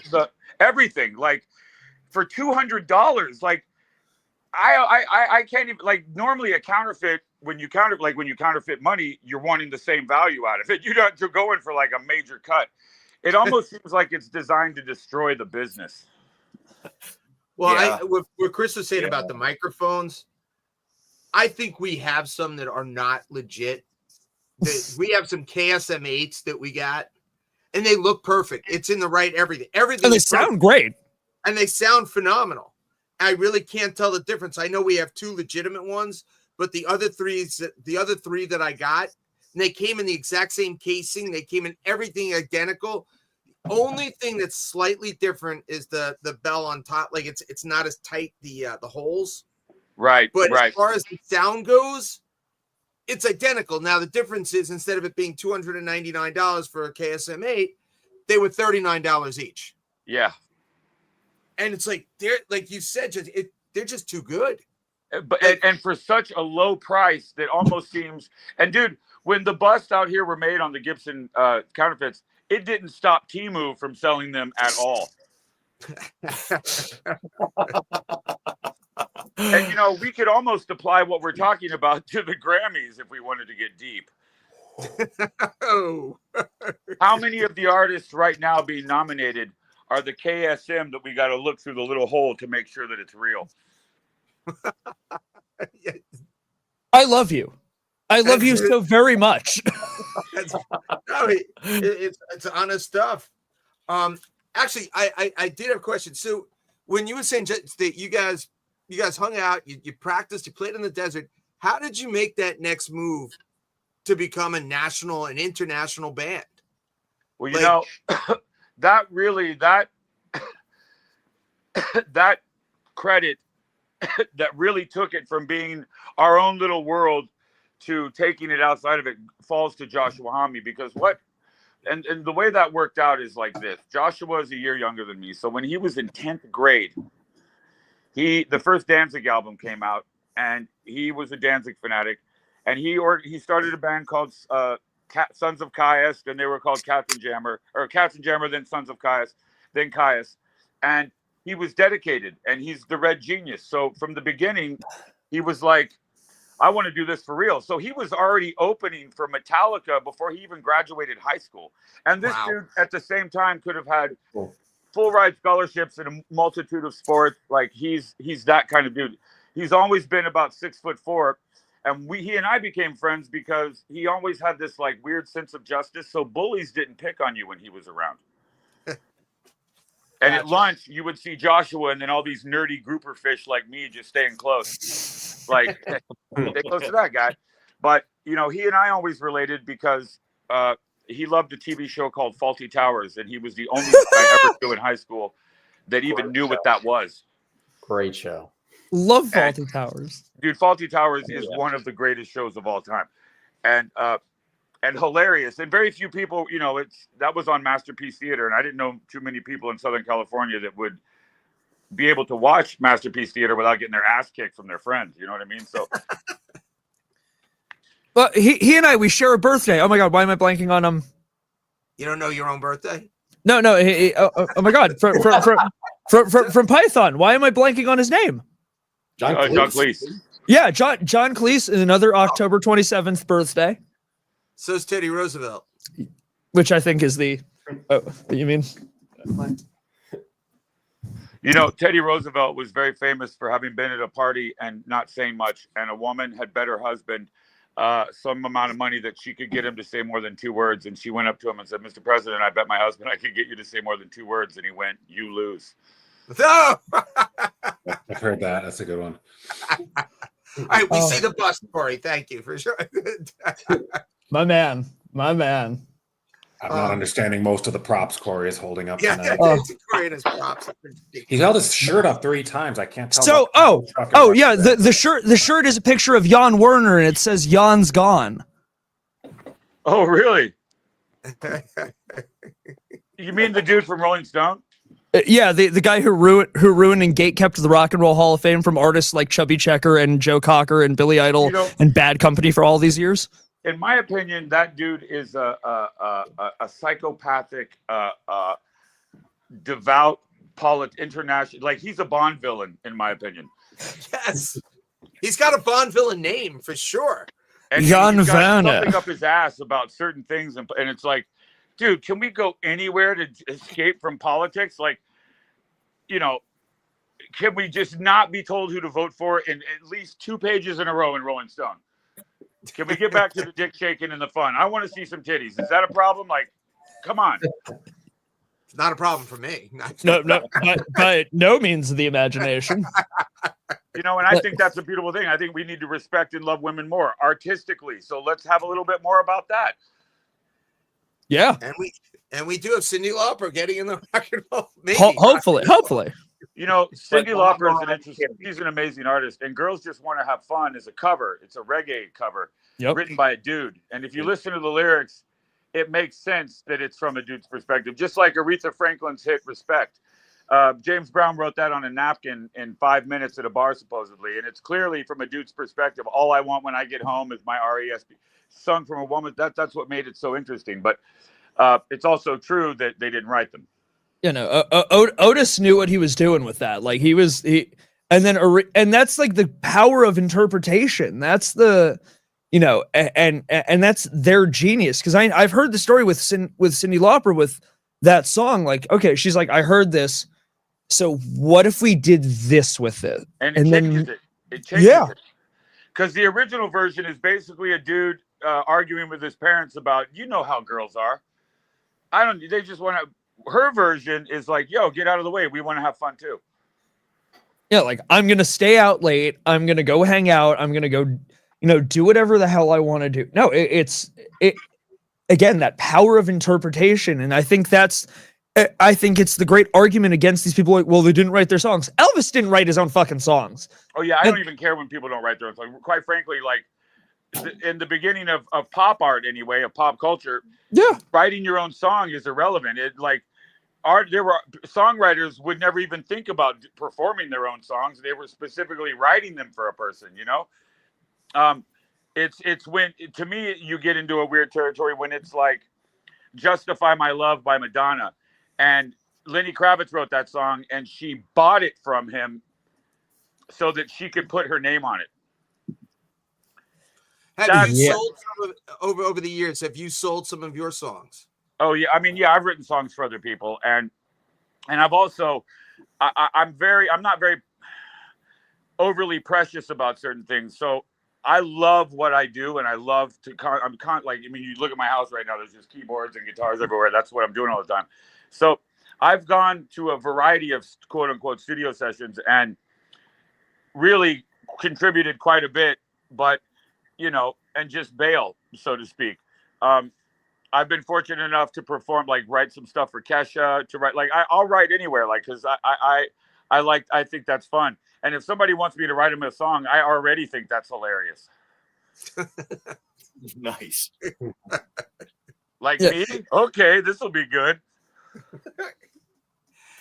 So, what was I going to say? Well, I was gonna say I was gonna add. I think one of my favorite things of recent times. I'll wake up in the middle of the night, which is about only the early middle of the night on your time zone, and I'll see that you're doing your live stream.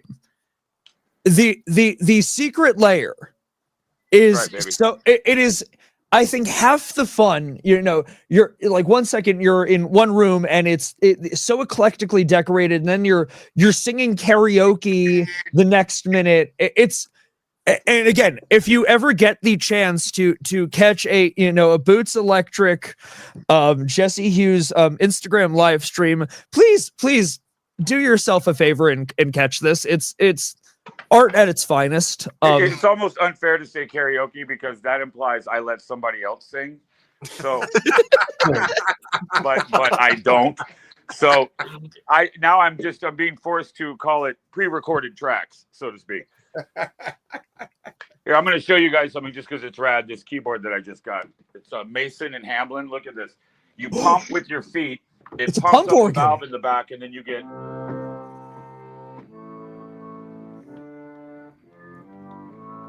It's one of the craziest sounding things I've ever heard. Sounds like a haunted mansion as you're going in. It does, but trying to record it's a nightmare because you're pushing on it with your feet. So right now I got one of those inflatable mattress pumps, the battery ones, and a long ass like accordion tube, and I'm going to essentially run a pump away from it so I can fill that reservoir with air and play it without recording the sound of my feet. Almost like a gigantic automated harmonium.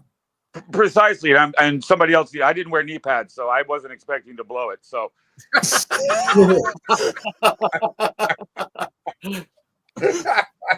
that was one of the first time I ever fucked up in rock and roll. Joshua said to me, he goes, "You should have worn knee pads." And I went, "Why?" And he goes, "Well, if you were going to blow it this hard, it would have helped." And I went, "Oh." Like I walked into that one, didn't I?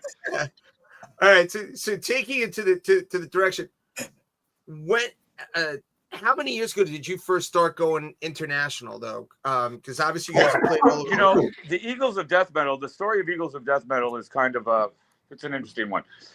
We started before Queens, but we started in this way. We were at a bar called the Beer Hunter. And this dude, they had a jukebox, and this dude had put on and this is the truth, he put on Winds of Change by Scorpions. And Josh, my friend Kevin, and I, we were kind of sitting in this corner watching this dude, and he was like rocking out so disproportionate. Like, we all know Winds of Change. It's not a rocking song by any stretch of the imagination. And this dude was walking around the bar like, yeah, like he was fist pumping in front of the mirror. And it's like, dude. And he noticed that we were looking at him with a quizzical look, and he goes, "What?" And I went, "Nothing, dude." And he went, "This is rock and roll." And I went, "No, it's not." And he goes, "Yes, it is. It's heavy metal." And I went, "No, it's not." And he goes, "This is the Scorpions, dude. This is death metal." And Josh goes, "It's the Eagles of Death Metal." That's how it all began from that. That's truly how it began. And we were smoking pot later on that evening in the back of a 1969 green VW van with a license plate that said "Doomed." Doesn't get any better. And we were making jokes to one of our friends who loved death metal, and he was like, "Dude, let's put on Vader. I love this." And we kept going, "Dude, put on the Eagles of Death Metal. That's what I want to hear."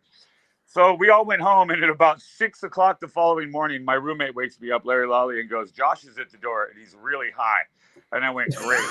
So I walked out into my living room, and he was standing there, and he turned around, and he goes, "Great." He goes, "What would Eagles of Death Metal sound like to you? Like, what would that sound be?" And I'm like, "What, dude? Have you been up all night long thinking about this?" So we went to my garage, and I'm like, "I don't know. It would be like hillbilly songs with stripper beats." And he went, "Great. Let's start there." And we recorded a few songs for Desert Sessions, but I'm really at heart a square. You know, I lost my virginity to my ex-wife. I never wanted to be in a rock band. I just did it because he wanted me to do it. And so I had no interest in being in a band, and I got married, and then he started Queens, and then this was like 1997, and then 2002 comes rolling around, 2003, and I go through a divorce that, you know, did something very typical. I'm going through this divorce, and I'm like, this is what I get for serving you, God, and I'm going to be the worst person ever. And I used to weigh like 300 pounds at most. I weighed like 280, and I lost all this weight. And my mom was worried that I was going to commit suicide. So she called Joshua, my best friend, and said, look, when you come back from tour, will you go talk to Jesse? And when I found out he was coming, I wanted to demonstrate to him how easy it was to do what he did. So I had a recording program, and I sort of wrote a song, and then I sort of wrote like 15 songs in a week. And when Josh came to check on me, he heard the songs. He drove me to Hollywood in my mother's car, and here I am. Wow. What a story. Yeah. It's like being a werewolf your whole life, and you don't see your first full moon till you're 35. And when you do, you get a rad pair of leather boots, a cape, and a mustache. There you are. God damn. So I guess my other question. So we were going to talk about Saturday Night Live a lot today, but we'll save that for another show. But I did see Tom Hanks a lot, so I wanted to ask, since I have seen your documentary by Colin, did you get to meet Tom and Rita during the documentary? I've met him before. He was really busy working during that time, but he would check in. That whole family is very precious, man. And Colin is a dear. You know, he's a wonderful friend. And what he did, what he helped us do after Paris was, you know, very important to us. I'll tell you a story. The first time I ever met Tom Hanks, I was younger. I was just about to get divorced, and he was making Castaway. And he was in Palm Springs for some Hollywood event. And my friend named Alex was in a band called The Agents, a very popular band in the desert at the time. And he was the manager at Starbucks. So I walk into Starbucks, and there's Tom Hanks with a beard. And he's sitting there. And my friend Alex and I walk up to him, and Alex goes, hey, man, I'm such a fan of yours. And when he did that, this kid walked up and he went, excuse me. And everyone assumed he was going to go, Tom Hanks. But this kid goes, oh, my God, are you Alex from The Agents? And Alex goes, yeah. And he goes, cool. And he turns around. And I just remember Tom Hanks. He did the quintessential Tom Hanks look. And he went, who are you?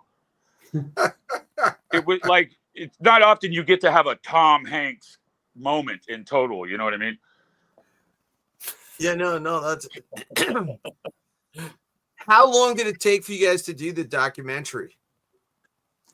That took place it took about 3 weeks, because they started with us right before we were going to head back, and finished when we got home. And but what we packed into that was epic. You know what I mean? Because U2 brought us back within 2 weeks. If U2 hadn't done that, I never would have gotten back on stage again. That's just a fact. And because there's still a nearly €1 million bounty on my head from the Muslim Brotherhood and the I forget what the caliphate is. Even still, playing in Europe does have a little element of rolling the dice, you know. But that movie, what they did helped give our side of the story and keep it about music and love. You know what I mean? I didn't want anything to get overly political when blood's involved. Yeah, no. I mean, watching the documentary, you know, what you guys had gone through, but that you guys were able to come back as quick as you did, like you said. I mean, and I think not that I could ever compare anything like that, but I remember I got mugged, and I had to go back to the same place to not be scared. Absolutely, no, brother. And it is exactly the same in its own way. I knew one thing. I knew that if I didn't force our band, a lot of times, to confront every little element that happened and go back on tour immediately, so that we could put as many shows between us and the event, so that every day we played a new show, looking back on the event would be a little bit cloudier, and we would have something better between it.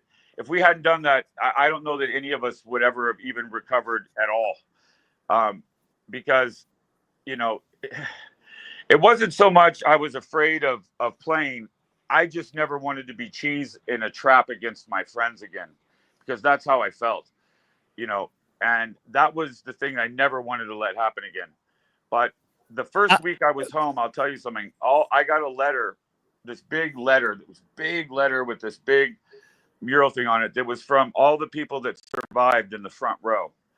Wow. It was only about 30 kids, and the front row kids, because I'm very close to my fans, I knew all of them, and I saw many of them die. And they wrote me this letter, and it was this big letter, and it said, if you're even thinking about considering not playing, that would let the bad guys win more than anything. And if I get emotional, I'm sorry, but it was like most amazing thing that you could ever ask for. Like if they weren't afraid to come back to a show, how could I possibly be afraid to come back and perform? You know, because we were, when we went back, people were like, "Oh, that's so brave," yeah, whatever. But we had security guards. We had like the kids that got into the subway alone and took the subway to come back. That was balls. And if they could do that, that's when it was really odd, because that's the first time rock and roll ever really meant anything. Like suddenly it was important now, when in reality it was just entertainment. You know what I mean? Like I hated that almost more than anything. So the one thing I remember, I remember the day I met you the first time. It was at the NAMM show, and it must have been the first NAMM after the Paris show.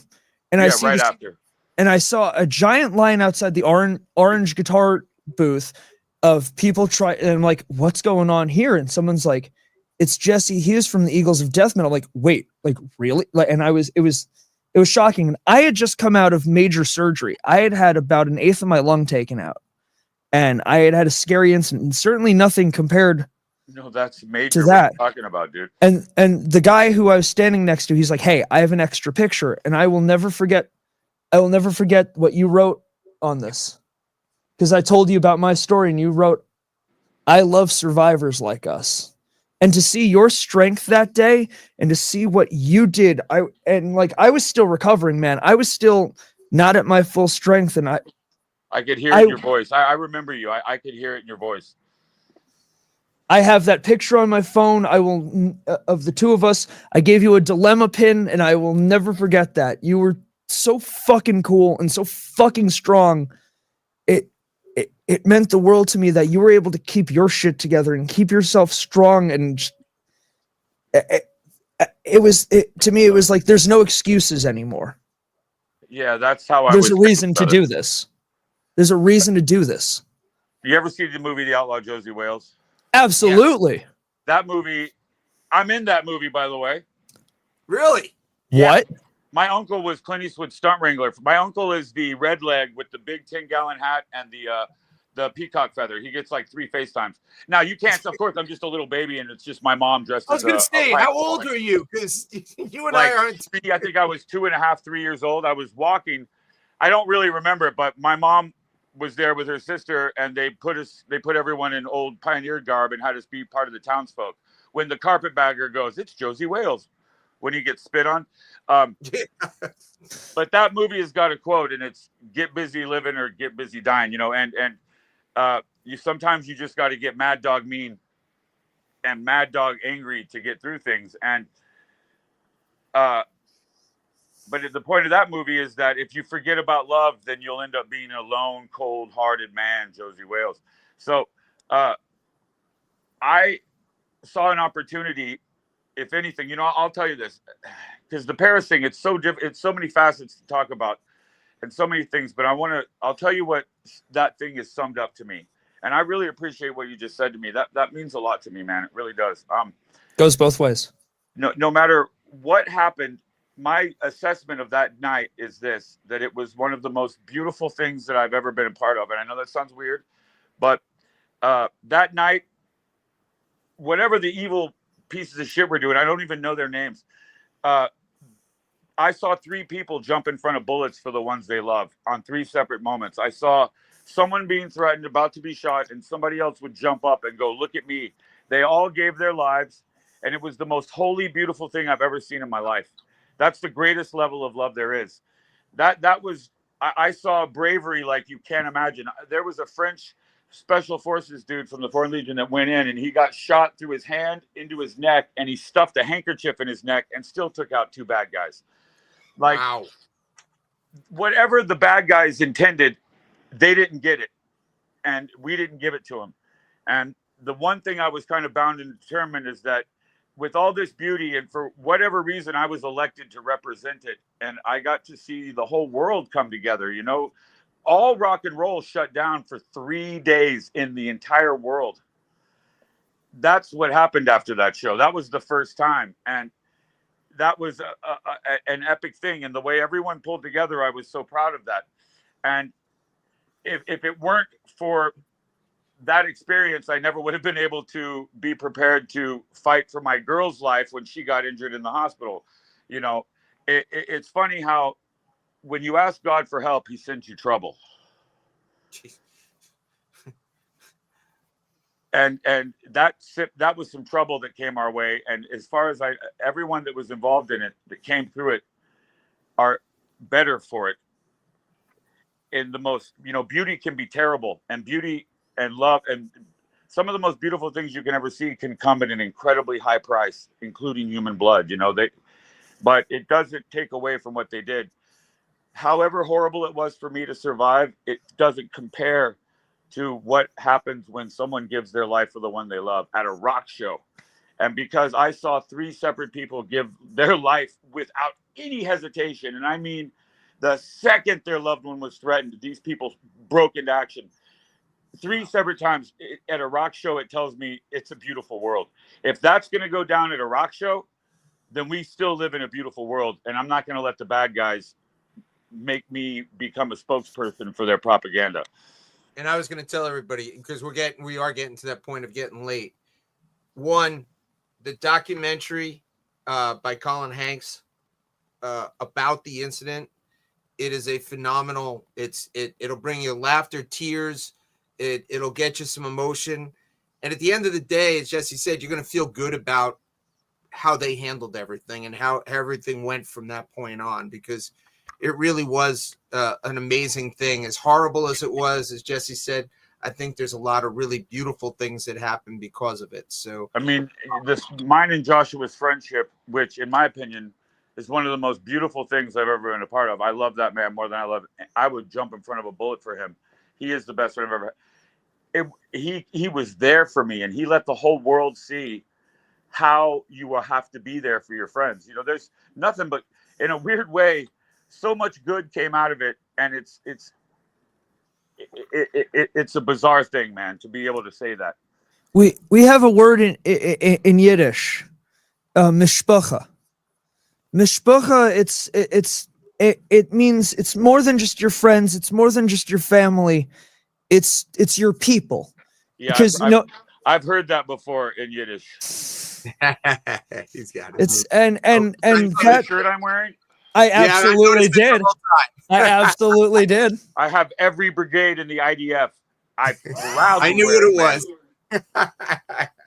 But no, it's our people. That's how I felt when that attack happened. And I know that every rock and roller, every artist around the world felt like it was against every one of us, because it was our people. Those were my people. Absolutely. We all do this, whether it's club shows, whether it's full stadiums. When that happened, it was like, first of all, on the one hand, it was like, fuck, this could be any of us. But at the same time, it was also, fuck, this is every one of us. And this is something that we've got to rise above against. It's something we've got to say, hey, we're not going to be afraid of this. And whether it's the fear of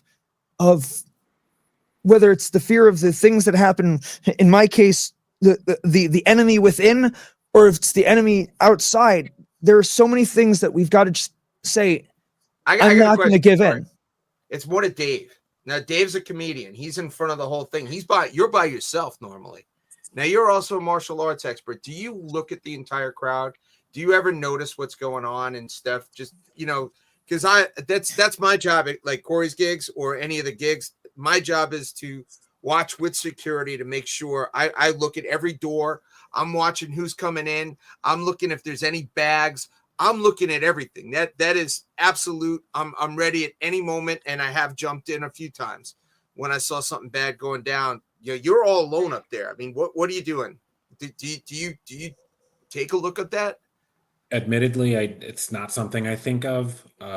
But I've also never been even close to something like what Jesse's talking about. I think if there's an incident, you're going to a place where at a comedy show where you're going there because you don't normally have to think about that.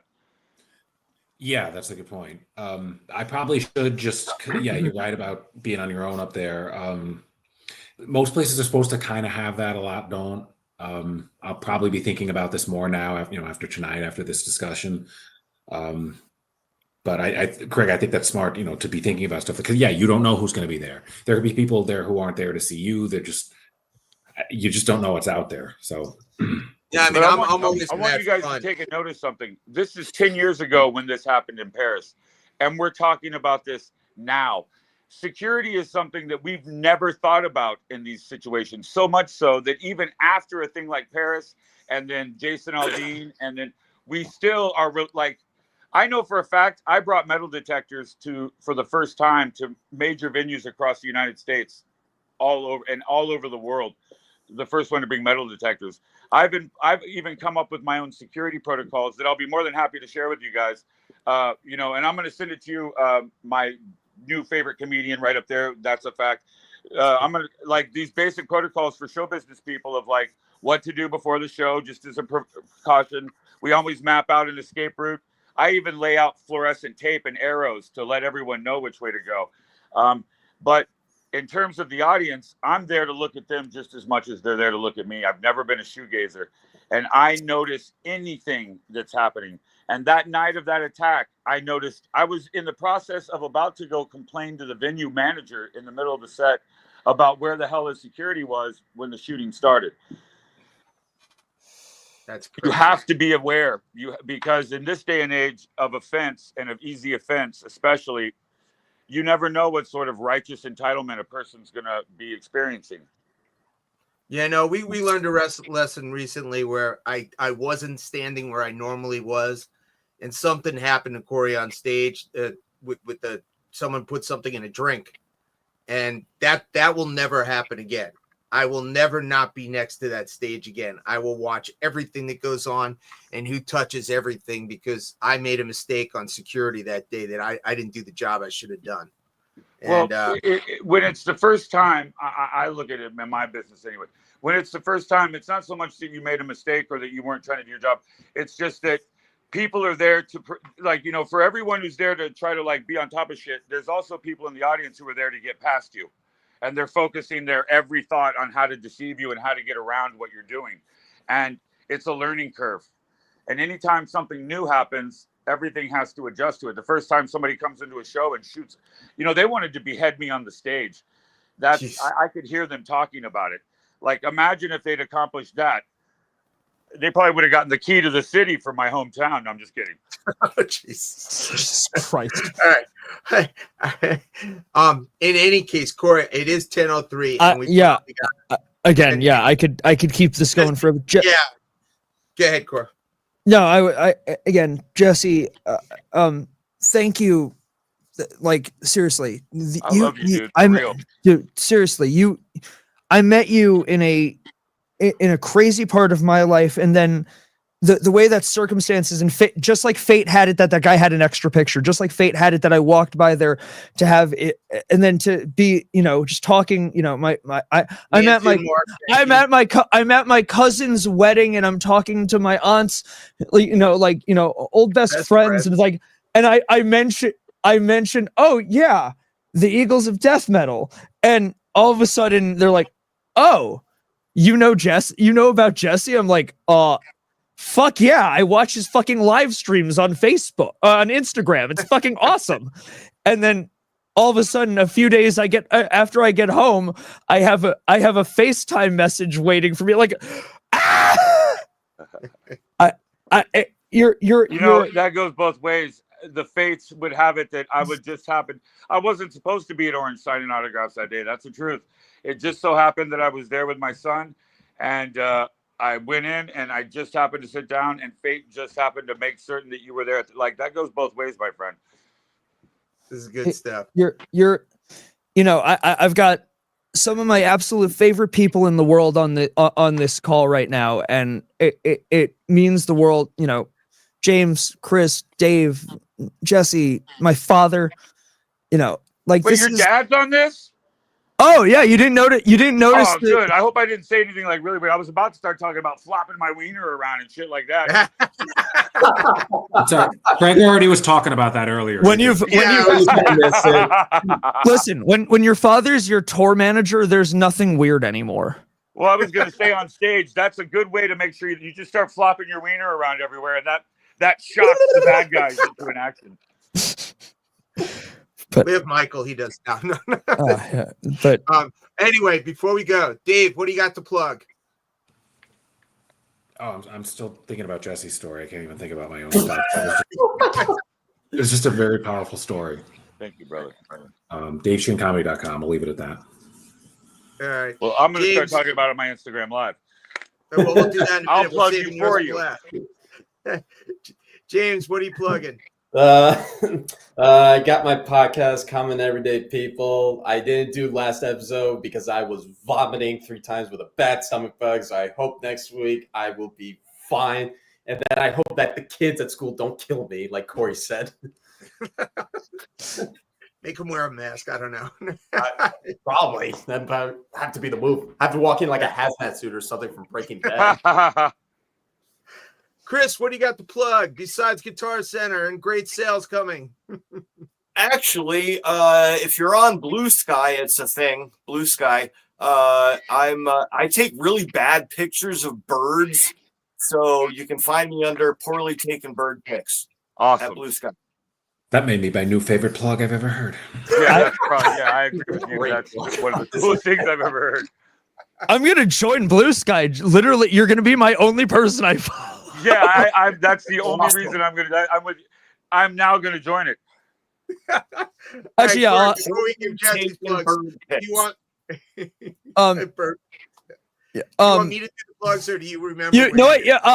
Know what? You can do my personal plugs. The one that obviously I'm gonna say obviously, especially with the 2 things I'm gonna say obviously with Jesse in mind and Los Angeles in mind. Again, keep your thoughts and keep finding out what you can do to help the recovery effort out there. And then the other one that I mentioned at the beginning of the show, David Johansen, he's a fucking hero of mine.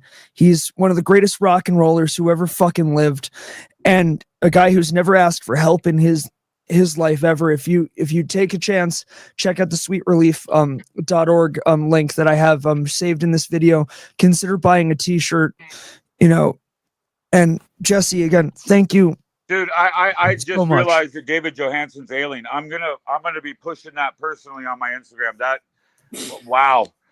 Sweet Relief is a great organization too. So I stole half my shit from him. David Johansen, that's a Hall of Famer all day long. Damn fucking right. Like are you kidding me? Nobody would be here right now. None of us without him. None of us. I know thank you for validating a statement that I've been making to my father now for so long. And you have to I consider saw him in real life. Special. I actually went to see him. I paid to see him at my father's place. Come on now. Dude, he is so special. Think about it. He actually did things that made his influences do things they wouldn't have done. Like, yeah, that's crazy in real time. Like, and he did Everybody Is Hot. You don't do, like, come on. How do you go? Yeah, from the greatest of the glam punk to hot. To I'm hot. You're hot. In Scrooged. Yes. That's right. He did. That's right. All right. Let me give you our plugs, Corey. Next Saturday, Corey is actually going to be in the hometown of Avon. He will be playing a solo show at Lime Bar. So for all, he will be there from 7 to 10 at Lime Bar. And at the end of the month, the Dilemma Band, Corey Raymond and the Dilemma Band will be back up at Stowe, Vermont, playing at the home of fish. The home of fish, yes. And a lot of gay men who've retired and bought a cheese shop. All one shop, just a bunch of. Oh yeah, all in one shot. They're all there. They're all there. Yes. We've been playing at the Matterhorn, the #1 ski resort in the country. The ski bar. top ski après bar in the nation. And we will be there for 3 nights. Friday, 2 shows on Saturday, Saturday afternoon and Saturday night. So the Dilemma will be back. So those are your plugs. Jesse, go ahead, man. Give us a plug. The floor is yours. Let's see. Josh and I are making a new record, but we take 10 years to make a new record. So I don't know if that's such an early plug. My new double hold kazoo. I'm plugging that right now. And what else am I up to, Jen? Oh yeah, we're going on tour. We're doing 2 major tours. We're doing a festival tour of the U.S. and then a major tour of Europe, and then we're playing in the Dominican Republic with Tool for a big giant Tool event in the Caribbean. Oh, that's awesome. That's cool. It's my favorite. It's my favorite. Like, haha, because we really don't have to put a record out. We just keep touring. And while the other bands are like, "How do you do that?" And it's like, I don't know. I just do it. I'm just. I fucking love you. That was awesome. That's So cool. it is 10:11, and as much as I'd keep on going, And we Still would gotta love go to to work. have you back, obviously. I will come back anytime you want. This has been one of the most enjoyable things. I love you, dude, for real. I'm a big fan of this. Everything that you're doing right is awesome, dude. And so I'm gonna start talking about it out loud. cool. Awesome. Hell yes. Yes. And I But, I promise you I won't be shaking my wiener when I'm doing it because I wouldn't want to associate you with the Well, maybe by the 4th or 5th episode. yeah. And we really are misspoke at that point. Truly. Chris, thank you again for coming on tonight as the special guest. Dave, James, always thank you. Corey, thank you for letting me. Dad, thank you for putting up with my bullshit and, giving me life. This is a good thing. All right. Everybody have a great night. It's another Dilem-Monday. Dilem-Monday.